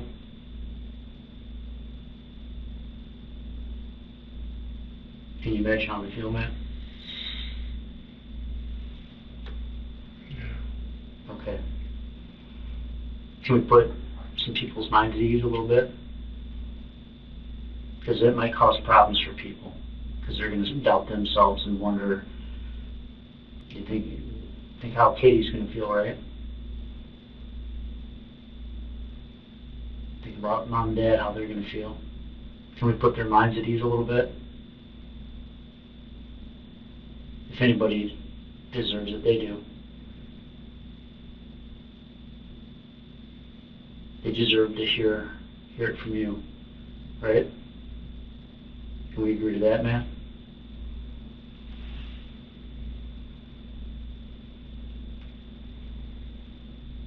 Let's not cause any more problems for anybody else.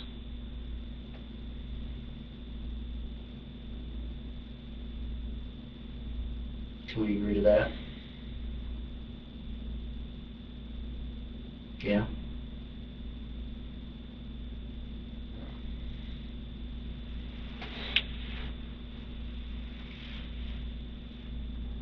Have a cup of coffee or water. I'd like to get this started. I'd like to get us going down the path of truth.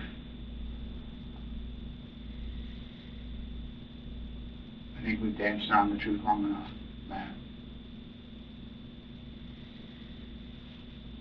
You've heard the term tying up loose ends? Yeah. This all appears that you were tying up some loose ends. So tell us it wasn't. Explain to us that this wasn't that. If it was an accident, her death, what you did was an accident, then tell us.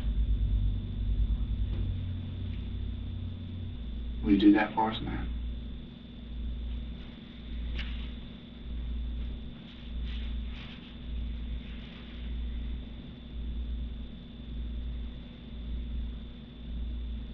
Let those people hear that it was an accident.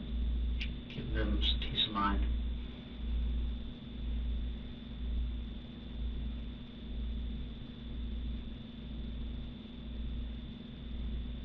What happened that day, man?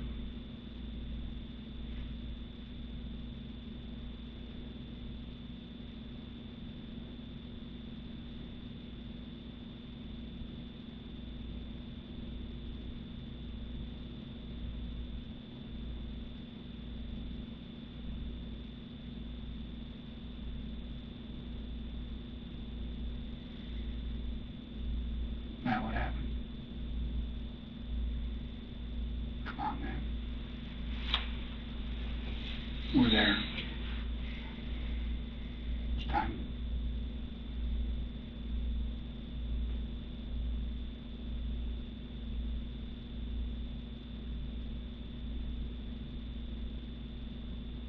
What happened, Matt?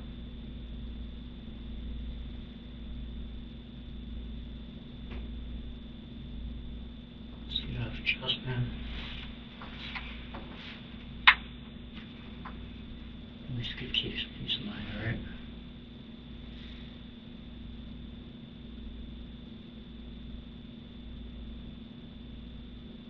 If anything, give her a little bit of closure and peace of mind.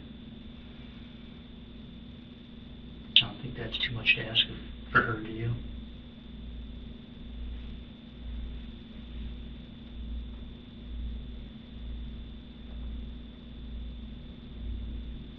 Is there too much to ask, man?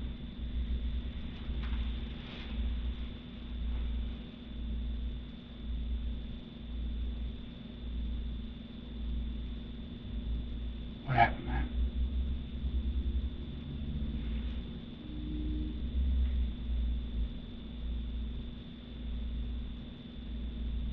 You made a mistake, man. Yeah. Matt, was it a mistake?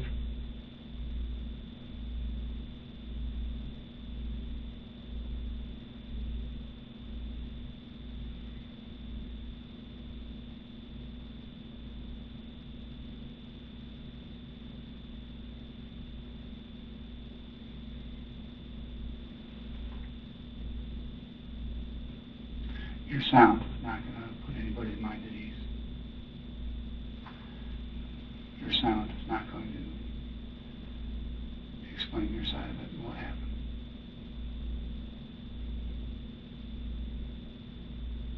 It doesn't.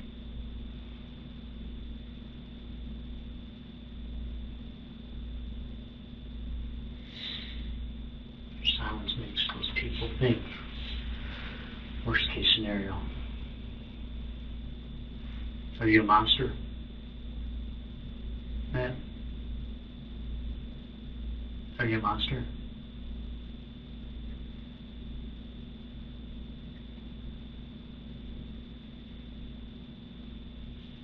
I'm asking that.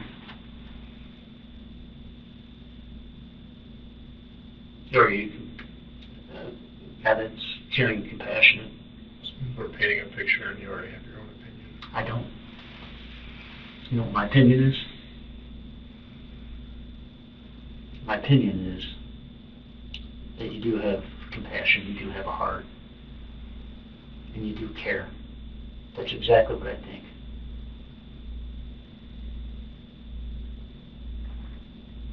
But you know how society is? You see it on social media, right? You see it out in the road. Huh? I I didn't hear, I'm sorry. I said the media, yes. Yeah. They're a bunch of vultures, aren't they? It doesn't matter. People formulate opinions about us.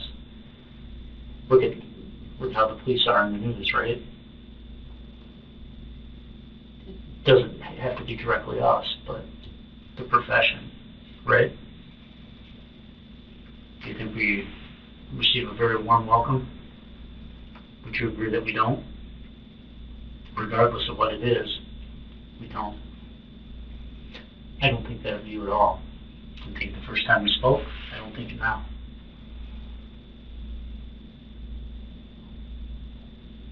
Use the restroom. Yeah. Coffee, water. Coffee, please.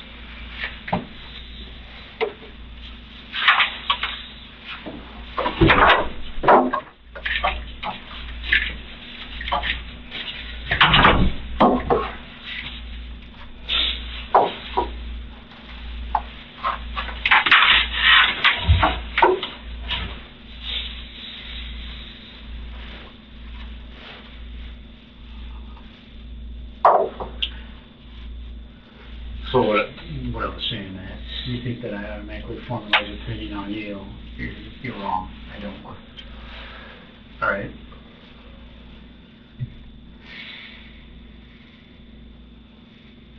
Fair enough. Thank you. Okay. Well, I don't. Right? I have seen some people that were that way. You know how small percentage that is? Very small. Of what? People that are monsters. That's a very small percentage of people. Alright? I don't think that's you. Why would you be in the line of work that you're in, correct? Wouldn't make sense, would it? You have to care for people and have some compassion, right? Otherwise you wouldn't do the line of work you do. If you're gonna work with the public, there has to be something there. You don't do it for free for 15 years. Is that what you did? 15 years? Free? Where at? Malta. Okay. What is that, throughout high school, college? Yeah, started when I was 17 in high school. Okay. Is that paid volunteer or not? It was all volunteer. 4 or 5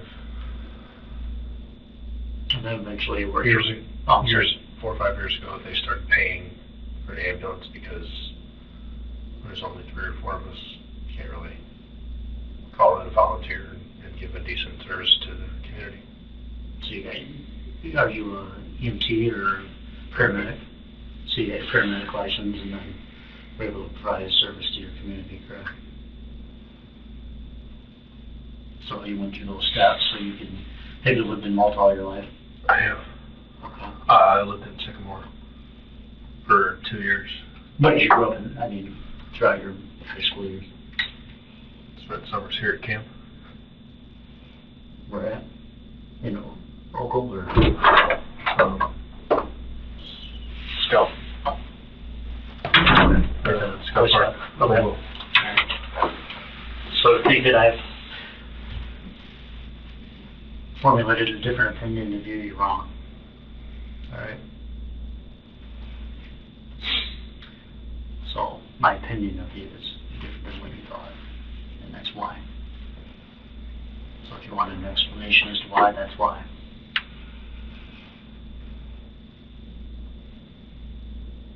Speaking of explanation, Mac, you owe everybody involved in your life,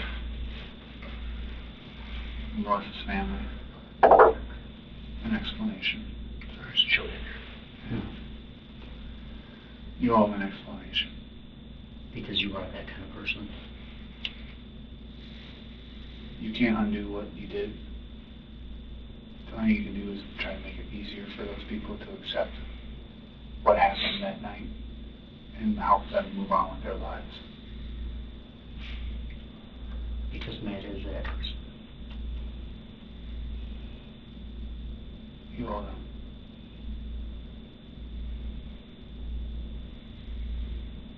So what really happened that night, that day?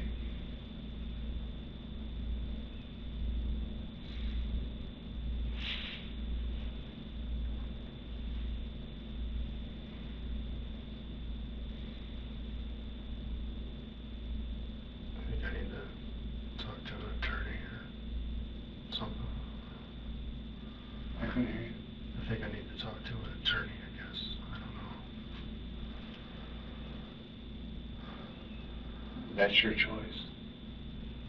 We'd like to get an explanation of what really happened that day.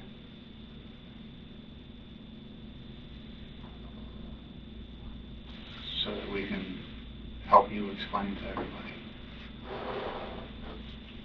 what really happened.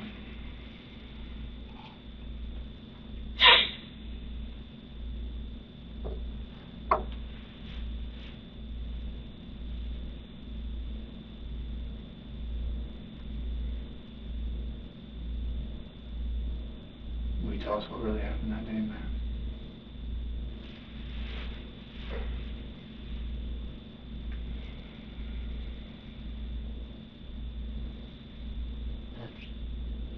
What I'm seeing is that caring, compassionate man. That's where the conscience is. That's why I know my opinion of you was right, other than what you thought. I thought of you. As I can see it.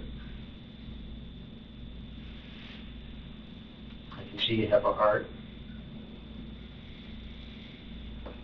You care about people.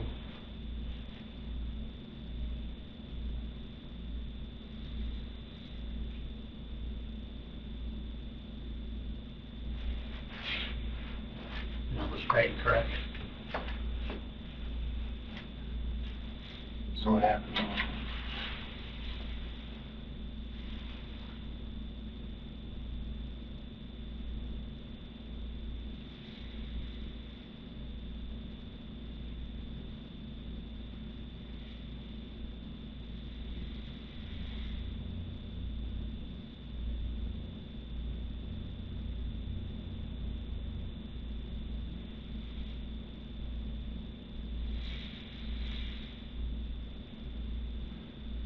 Let it out, man. You're gonna feel so much better inside. This stress, this thing that's been eating at you, that's been destroying you on the inside that you can't see.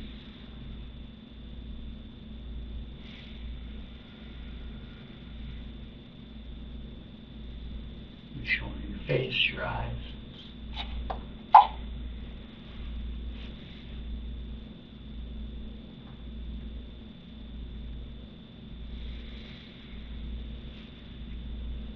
What happened to Melissa?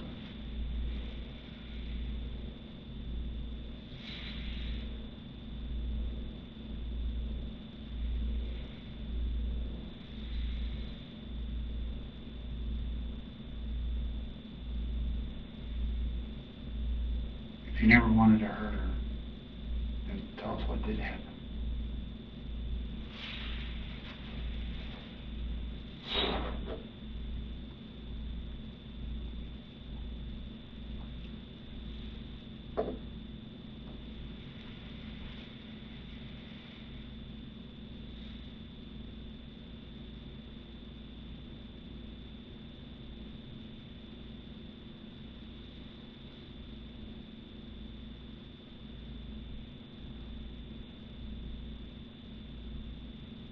Matt, what happened?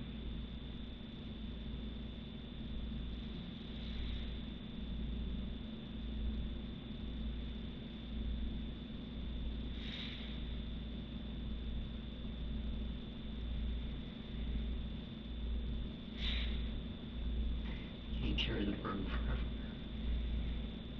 You just can't.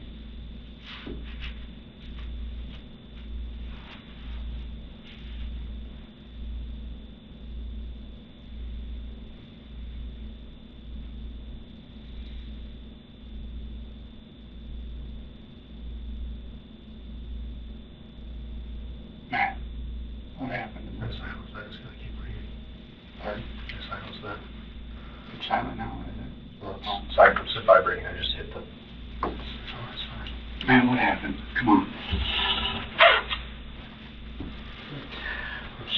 This bird, man, you can't live with it.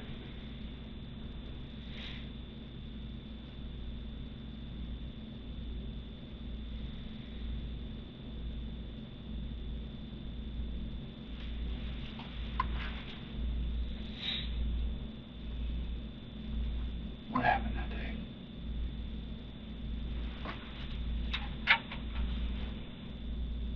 We can establish it was a mistake, man. When we talked about your character, right? We sat and had a few minute conversation about your character and who you are, who Matt is.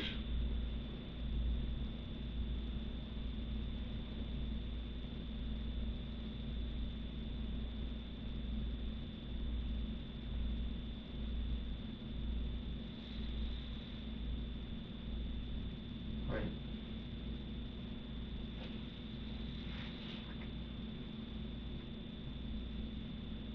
I told you what my opinion of you was, right?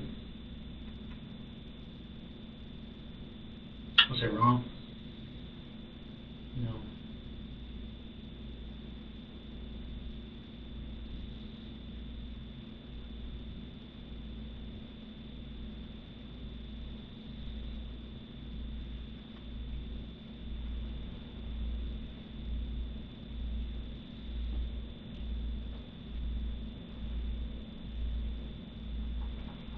And people would mention all that you're a good person too, correct? What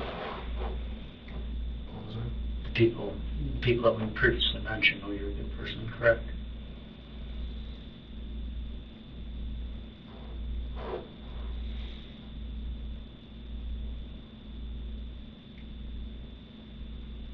Matt, what happened to Melissa?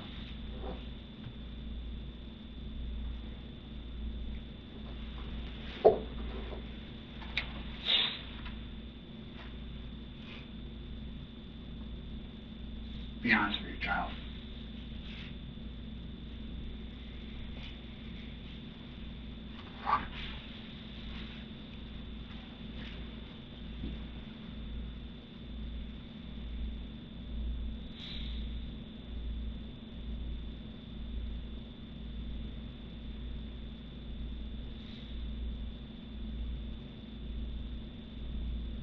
Matt, what happened?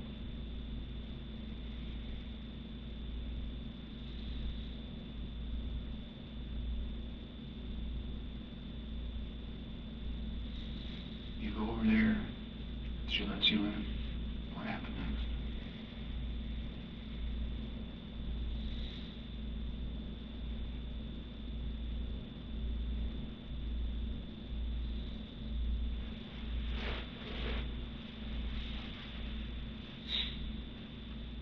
It's time to give everybody an explanation.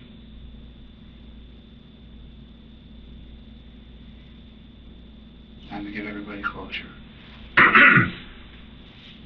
9 months is a long time. It's gone on long enough.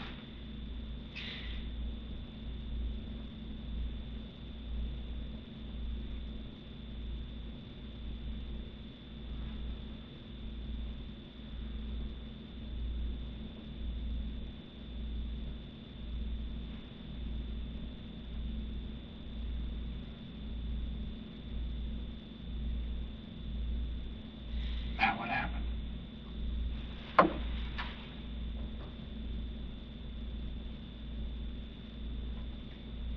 Everything's out in the open. All this stuff is out there. That whole big secret, that secret that you carried, it's off your chest, man.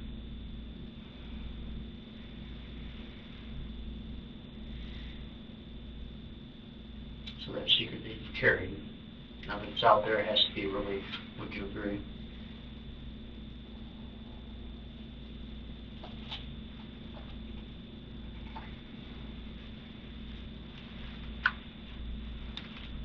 Matt, why did you strangle Melissa?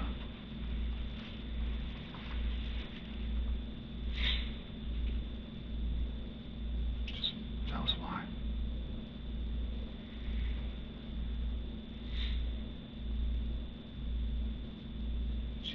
mom, a dad, brothers and sisters, a grandma. There's not a day goes by they don't wake up wanting to know why this happened.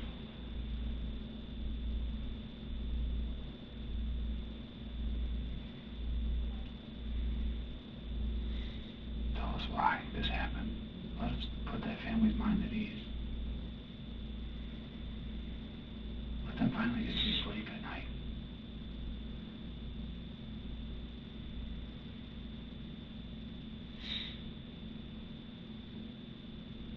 They lost a daughter. They lost a sister. They lost a granddaughter. They lost a grandchild. Great-grandchild. A nephew.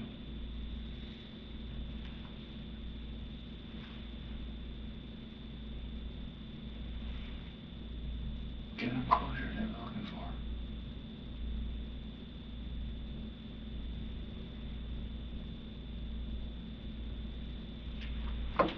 Don't make them be the people that go on not knowing what happened.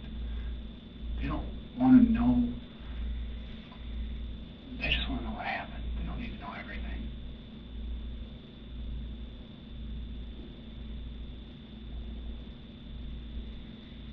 But they need to know something. Give them the closure. What happened to Melissa?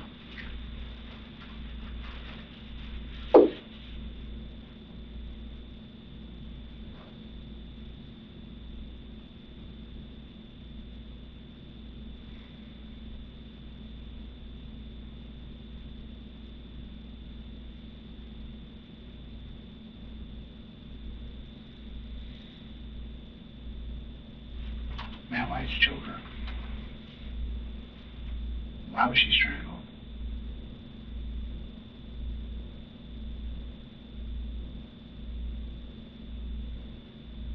You know how? It's the why that's important, man.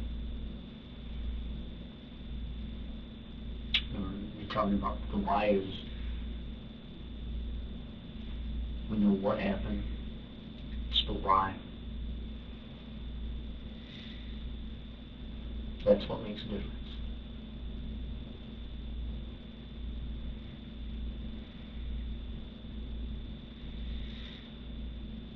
I mean, did you hate her and did you want her dead?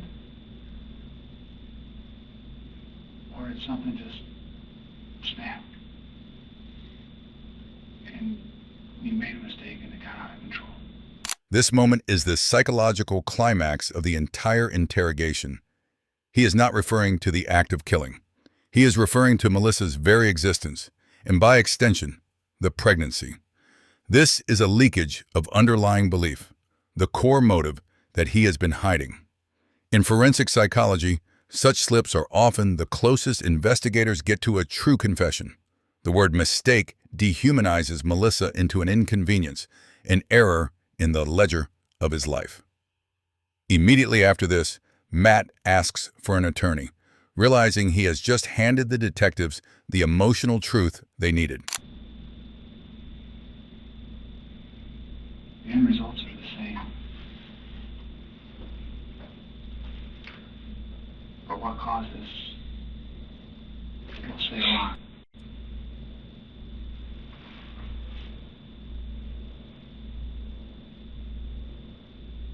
Did you hate Melissa?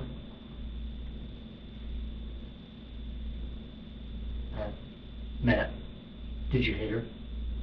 You did not hate Melissa. Okay. But what happened there, Matt, at the house that caused this?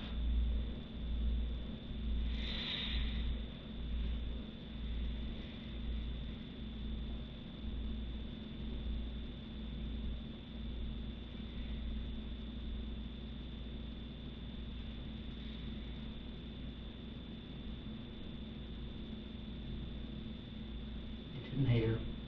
Didn't need to hurt her. She was quirky, but you said she was a good person, correct? I said everyone has their quirks. What was her quirks?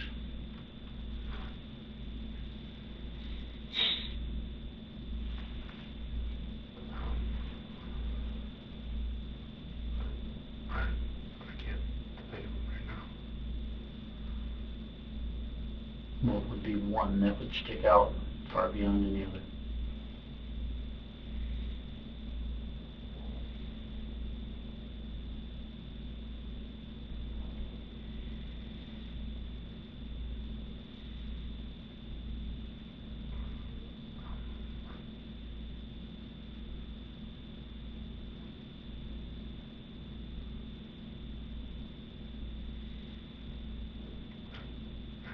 I don't know offhand. I'm sorry.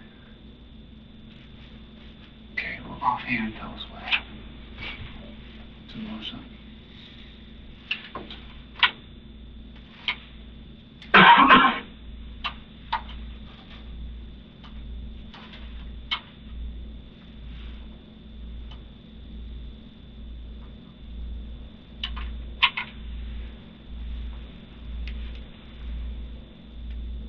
I mean, if you didn't hate her, then why did this happen, man?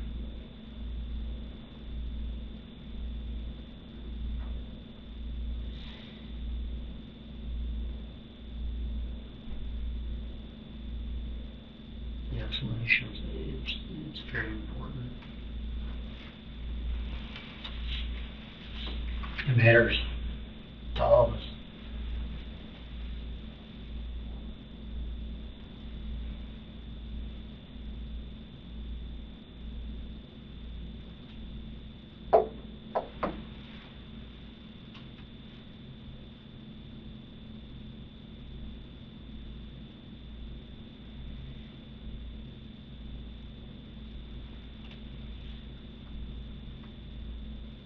Do you realize how much it matters to me, to Brian, and to other people? Do you?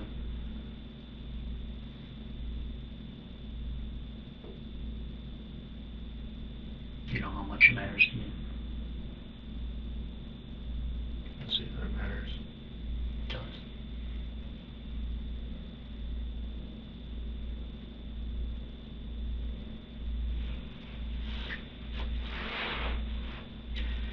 Don't get any extra pay.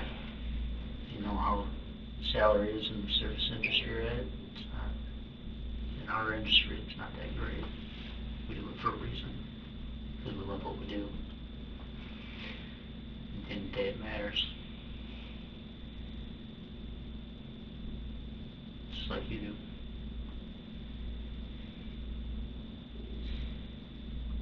What happened, Matt?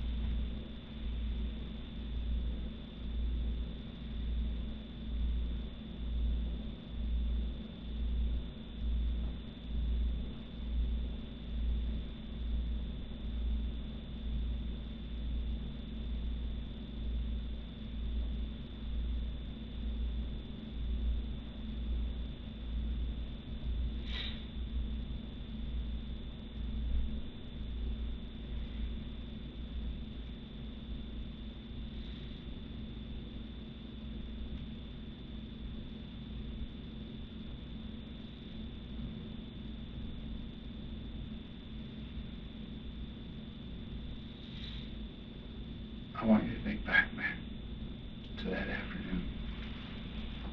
And you showed up at our house.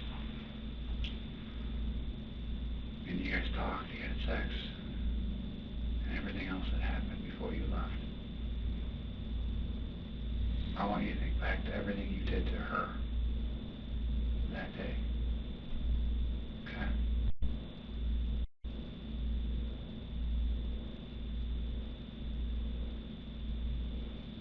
Not just the strangulation, which is a fancy word for saying choked.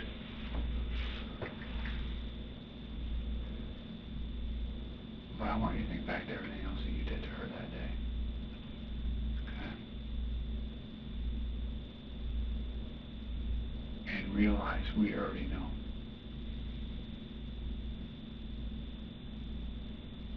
Realize we already know about her other injuries.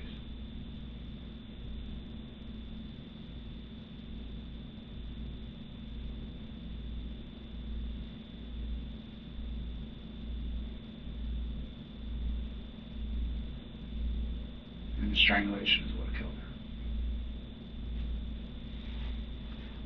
The other injuries didn't kill her.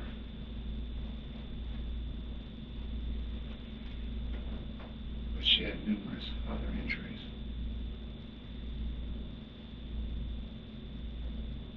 But realize we already know that. So you can go ahead and talk about it, because it's not going to tell us something we don't already know.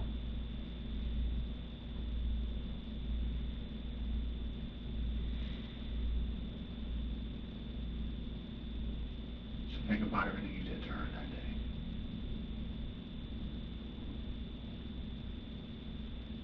We already know.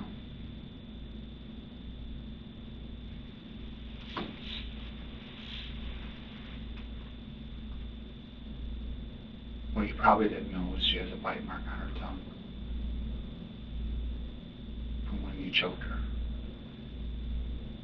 She bit down on her tongue so hard she left a bite mark on her own tongue as she's being choked. You probably didn't realize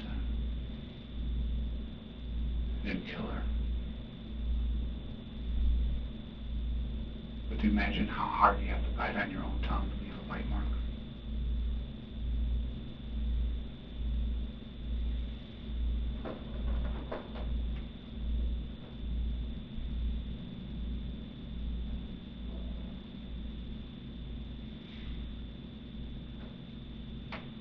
Not asking you about all the other injuries and everything you did to her that day. I want to know why you choked her.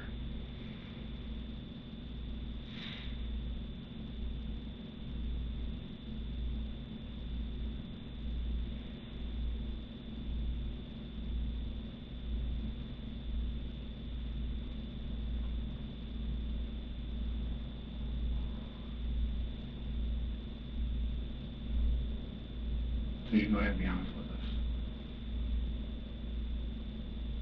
Because if you didn't want to tell us the truth and be honest with us because you were afraid you were going to say something, make it sound worse than it is, we already know everything that happened to her body.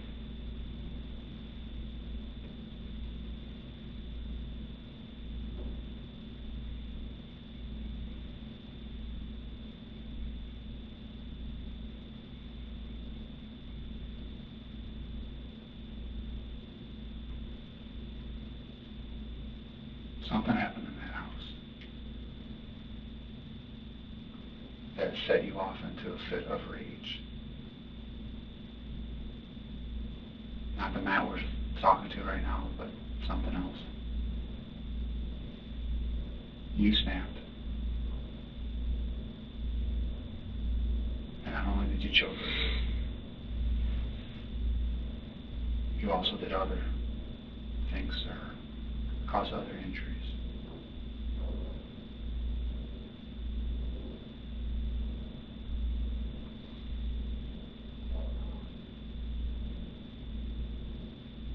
So what happened?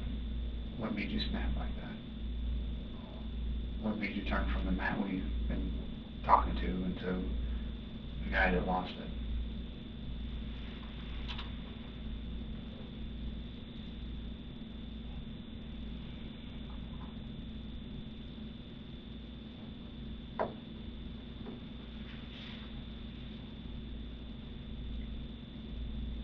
What happened, Matt?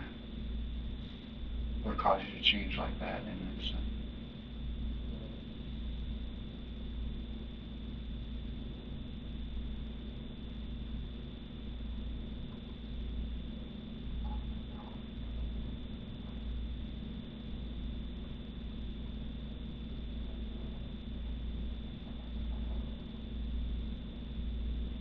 It's not like you smothered her with a pillow and then thought maybe people are going to think she died in her sleep.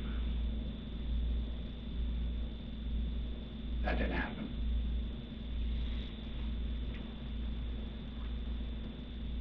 You choked her.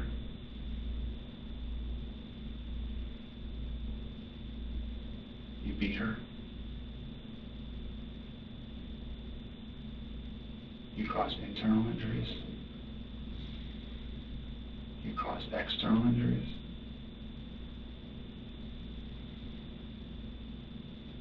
You did so much damage to Melissa that in your mind, you thought the only way to cover up what you had done to her that day was to start a fire in the house and hope that the fire would burn away all the evidence. Her injuries, you being there, that the fire would hide everything. But as you can see, there's not a lot of fire damage there. That was a survivable fire. If she'd have been laying on the kitchen floor, and when the firemen found her and she was alive, she'd still be alive right now. But you did so much to her that you thought the only way I could hide this, her injuries, what happened to the body, is to try to light the house on fire.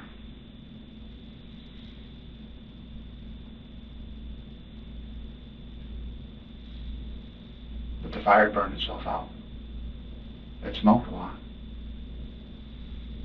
But it used up all the oxygen that was available at the time. And didn't do a whole lot of fire damage.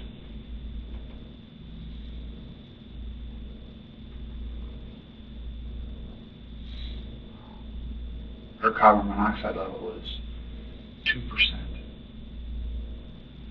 And a normal, healthy person who doesn't smoke, their level is at 3.5%. So there was no carbon monoxide in her. There was no soot in her. She was dead before you lit that fire to try to cover up what you had done to her.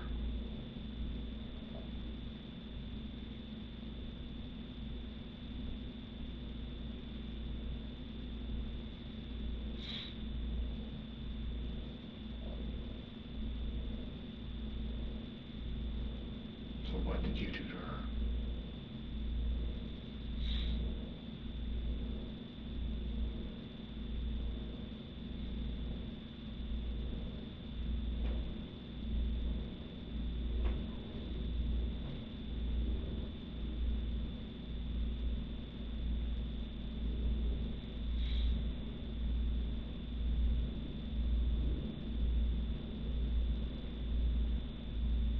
Man, what'd you do to her?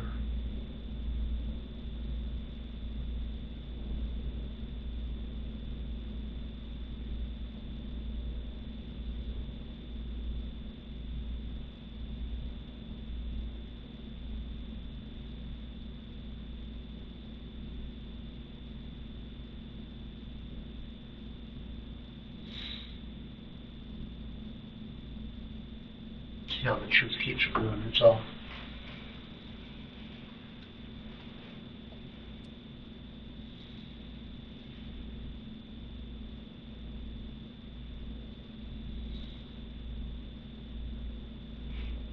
Man, what did you do to Melissa?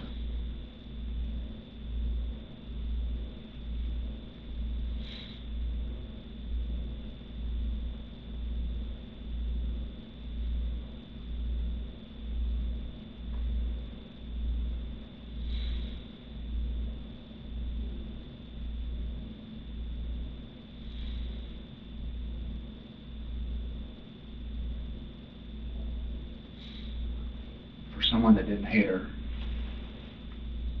and didn't want to hurt her, you hurt her a lot. You caused a lot of pain.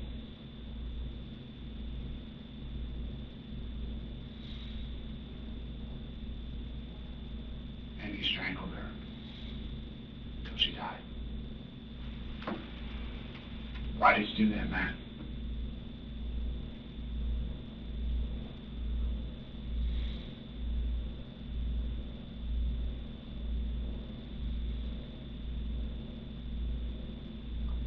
What's the reason?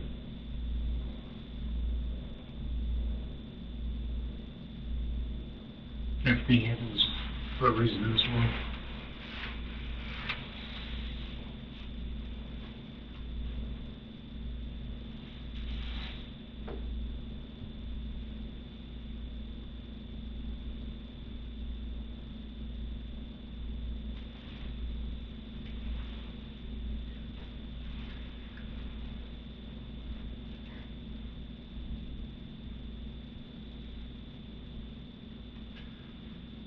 fireman who starts a fire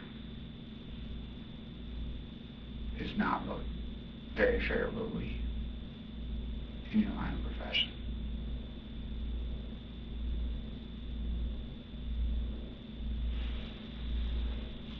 A baby killer doesn't sound good in any profession.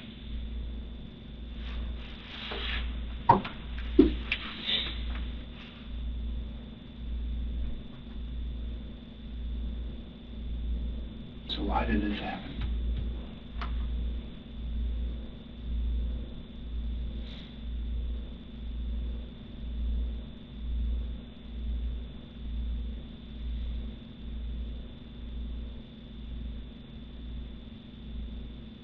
Matt, why?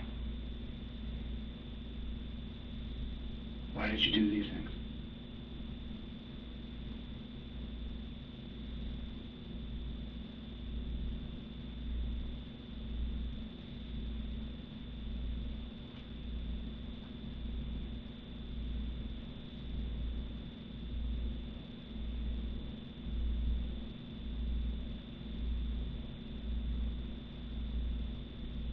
Why'd you do this, Matt?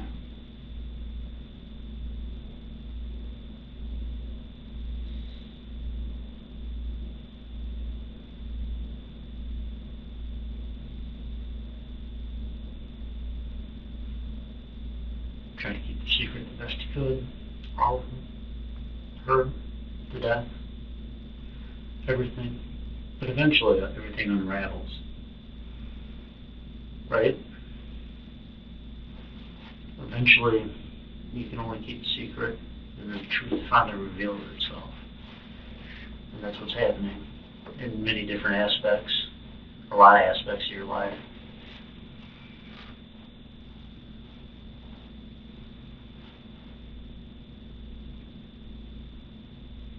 You beat the shit out of her.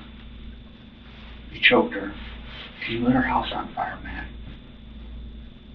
Why?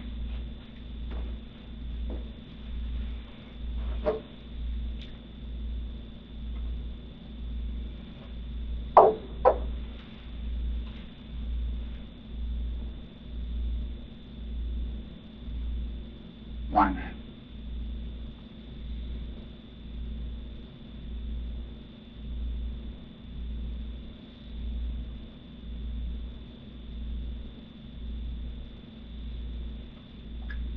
Are you sorry for what you did? At least you tell us you're sorry. Can you at least say you're sorry for everything you did to her, for your child in that house? Are you sorry for that, Matt?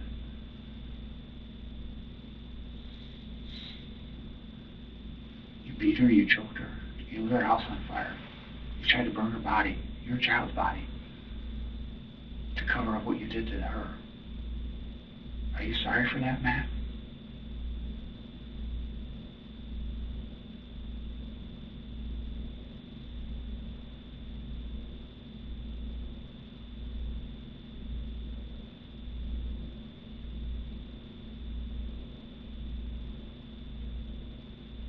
Are you, Matt?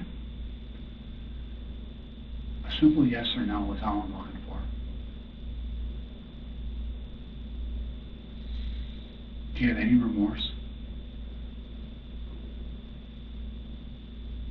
Do you feel any guilt inside for that? For taking lives?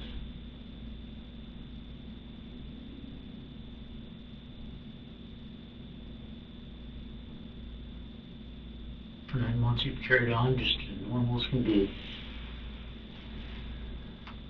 How many times have we heard from you about your child? How many times have you reached out to me? Simple question. How many times have you reached out to me since this? 0. None. 0. Right. 0. You haven't once reached out to me to find out what's going on with the case. About your child? Nothing. Why is that?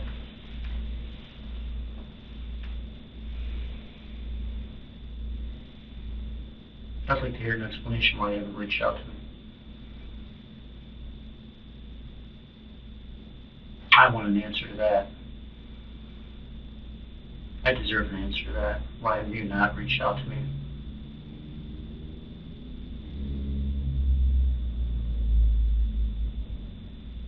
As a man, just tell me, why haven't you reached out to me? Give me some peace of mind. What is the reason you have not reached out to me?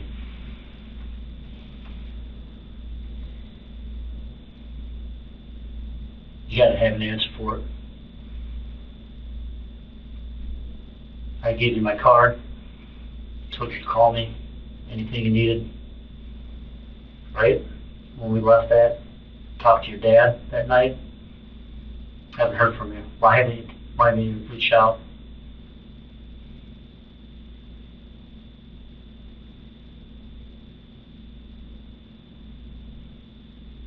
Well,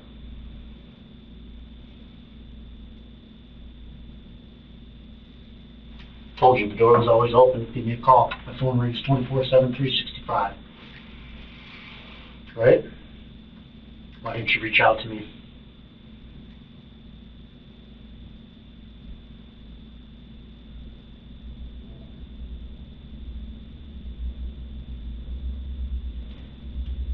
I deserve an explanation to that at least.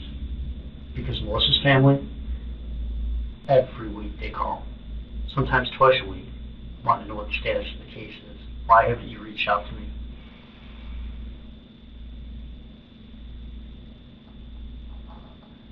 I can answer that because he knows what happened to his child.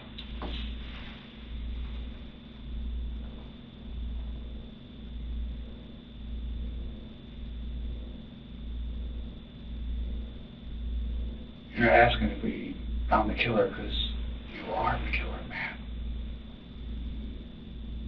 You killed Melissa and you killed your baby.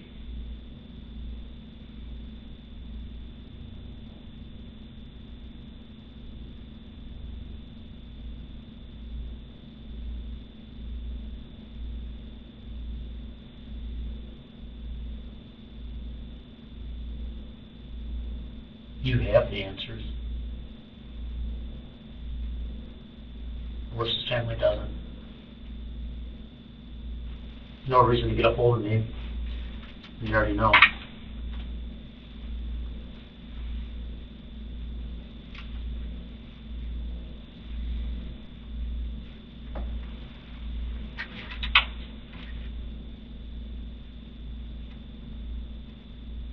Matt, why did you do that to Melissa?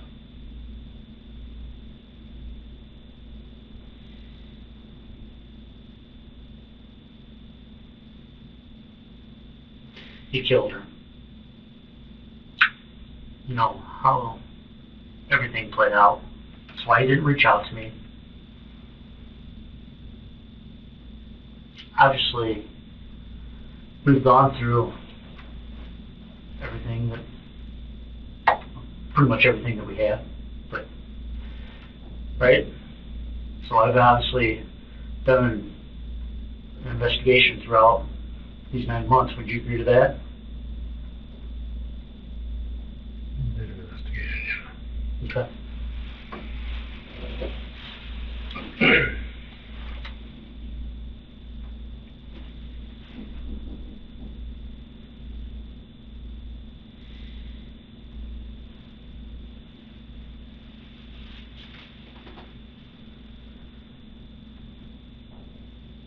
Why, man? Why did you beat her, strangle her, and light her house on fire?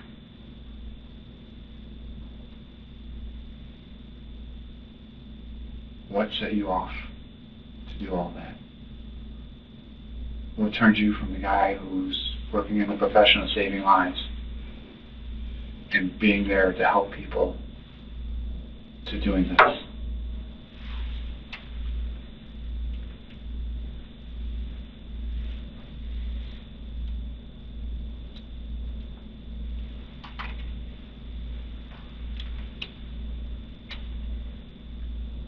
Why, man?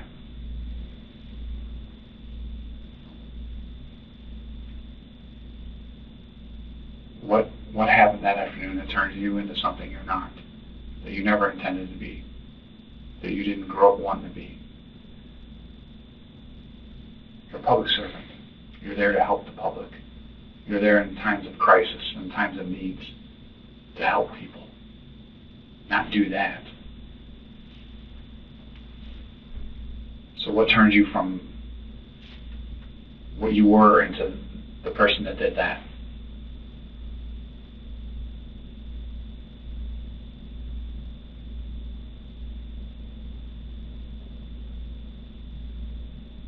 What happened, man?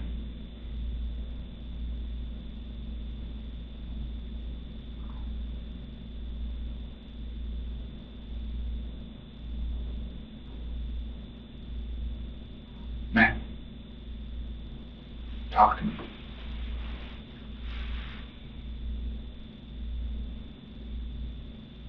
What turned you into that?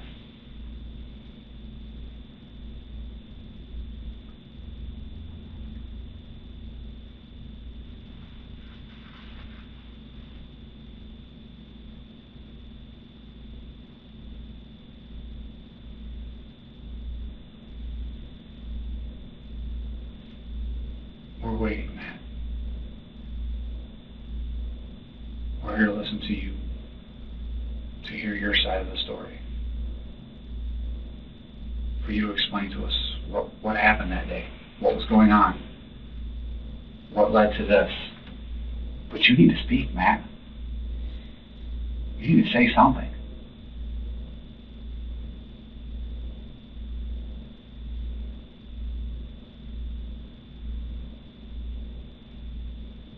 You're 34, correct? Stop acting like you're 14. You're who made a mistake.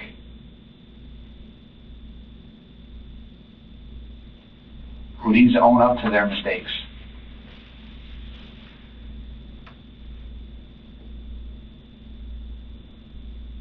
So be a man, and let's talk about this.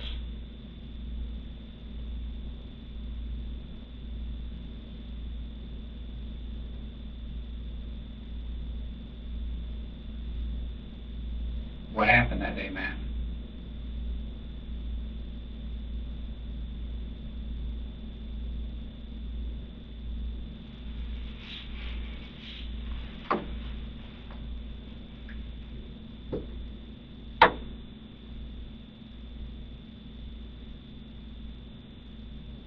What happened, man?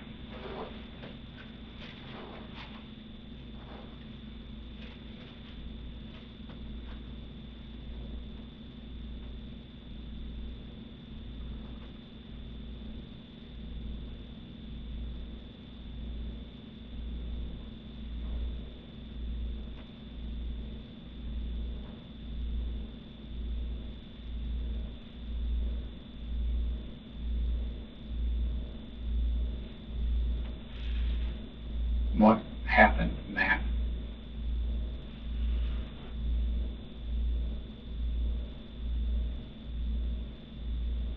Matt, what happened? I don't know how many times I can say it or how do you want me to phrase it.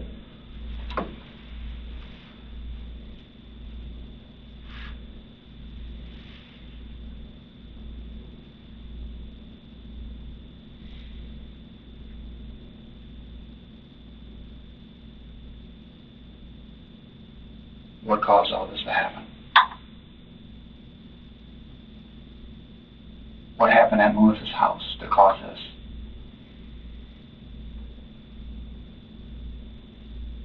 What led to this?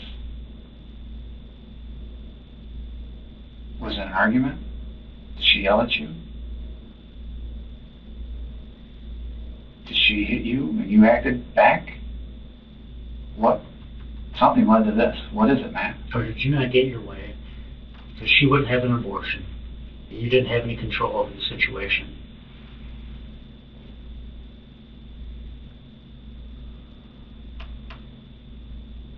It ruins a relationship and it ruins all the running around you're doing on your girlfriend.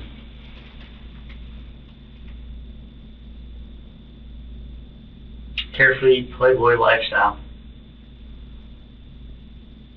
think that's what Matt liked. I think women are an issue for you. Is it the rush of having 2 or 3 women running around, trying not to get caught? Maybe it's a rush. The reality was going to slam that door shut in about 2 days. And then there's a possibility that maybe you work out an agreement. I think that she wanted you to be involved in the life of that child.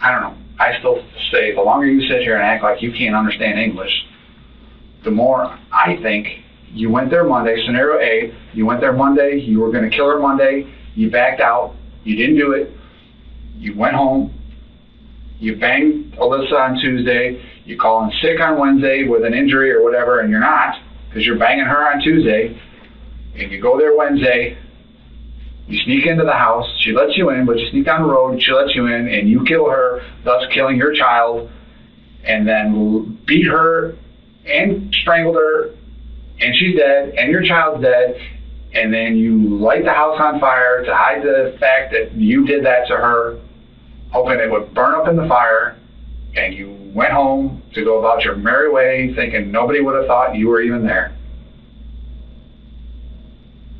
Because as far as we're concerned, you're a ghost to that family.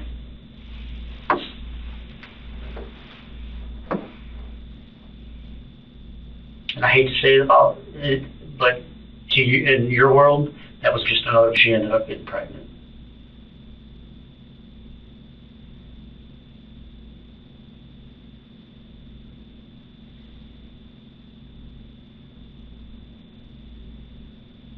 So other than you, your mom and dad unfortunately found out about the baby because she told them, because you weren't even going to tell your own mom and dad. But none of these other people had any clue about it. And with 2 days to go before the birth of your child, you decide to kill them both. To continue living your lifestyle and not have to worry about being tied down to that or to have him, whatever the reason is. I don't know, because we're just going to have to speculate because you just sit there and look at us. So as much as you say you didn't hate her and as much as you say you didn't mean to hurt her, I can't find any of that to be honest, Matt.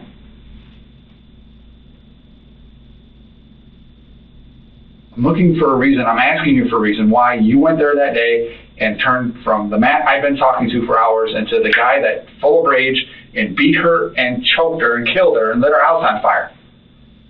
I'm looking for you to give me the reason why all that happened. And you're not. And I think it's because I'm killing right now because you went there to fucking kill her. So you have no reason.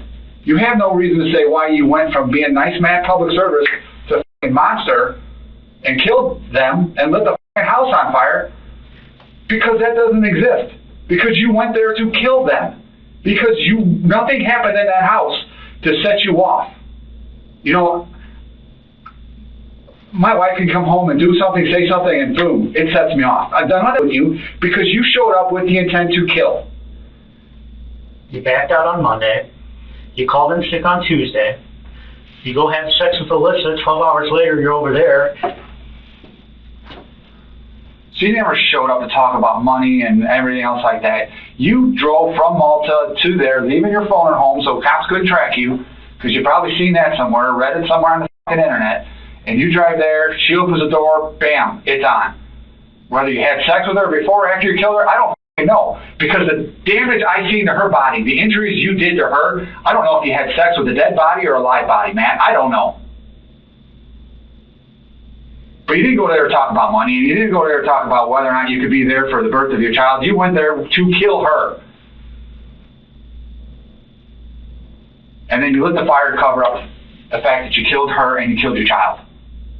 and that didn't work. So you might as well just say, guys, I went there to kill him. Because that's what it looks like.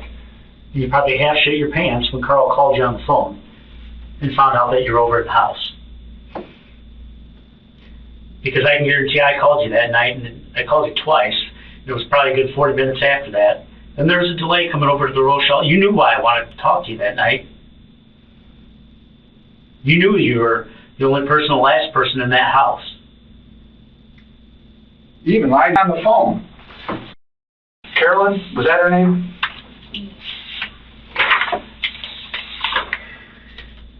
Because when you won't take Carl's phones or anything, he reaches out to a mutual friend, he believed, Carolyn, and got a hold of her, and she eventually gets a hold of you. He says, hey, Carl wants to talk to you because apparently there was a fire at his sister's house, and you tell her, I haven't seen her in forever. You had just killed her. You killed her, and then you lied, said you haven't seen her in forever. And then you talked on the phone with Carl. And then you're like, oh, I was there, but I was only there for like 15. You were there way longer than 15 minutes. Long enough to have sex, at least. We got your car coming into town on camera, and we got your car going through Oregon on camera. So we know when you showed up, and we know when you got to Oregon. And we know when the fire was called in. And with a relative degree of certainty, we can go back and look at the fire and say, this is probably when the fire most likely happened based upon the windows and doors and the construction of the house and everything else like that. Which puts you there at the time of the fire. Do you understand all of that? Yes or no? I understand all the things you said. Okay. So what is your explanation for everything I just said to you?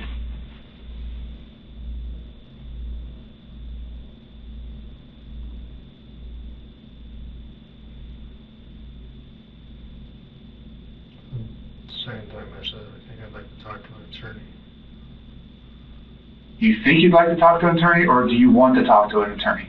Because I think I'm a sandwich right now, but I don't see a ham sandwich anywhere around here. So do you think you want to talk to an attorney, Matt, or do you want to talk to an attorney?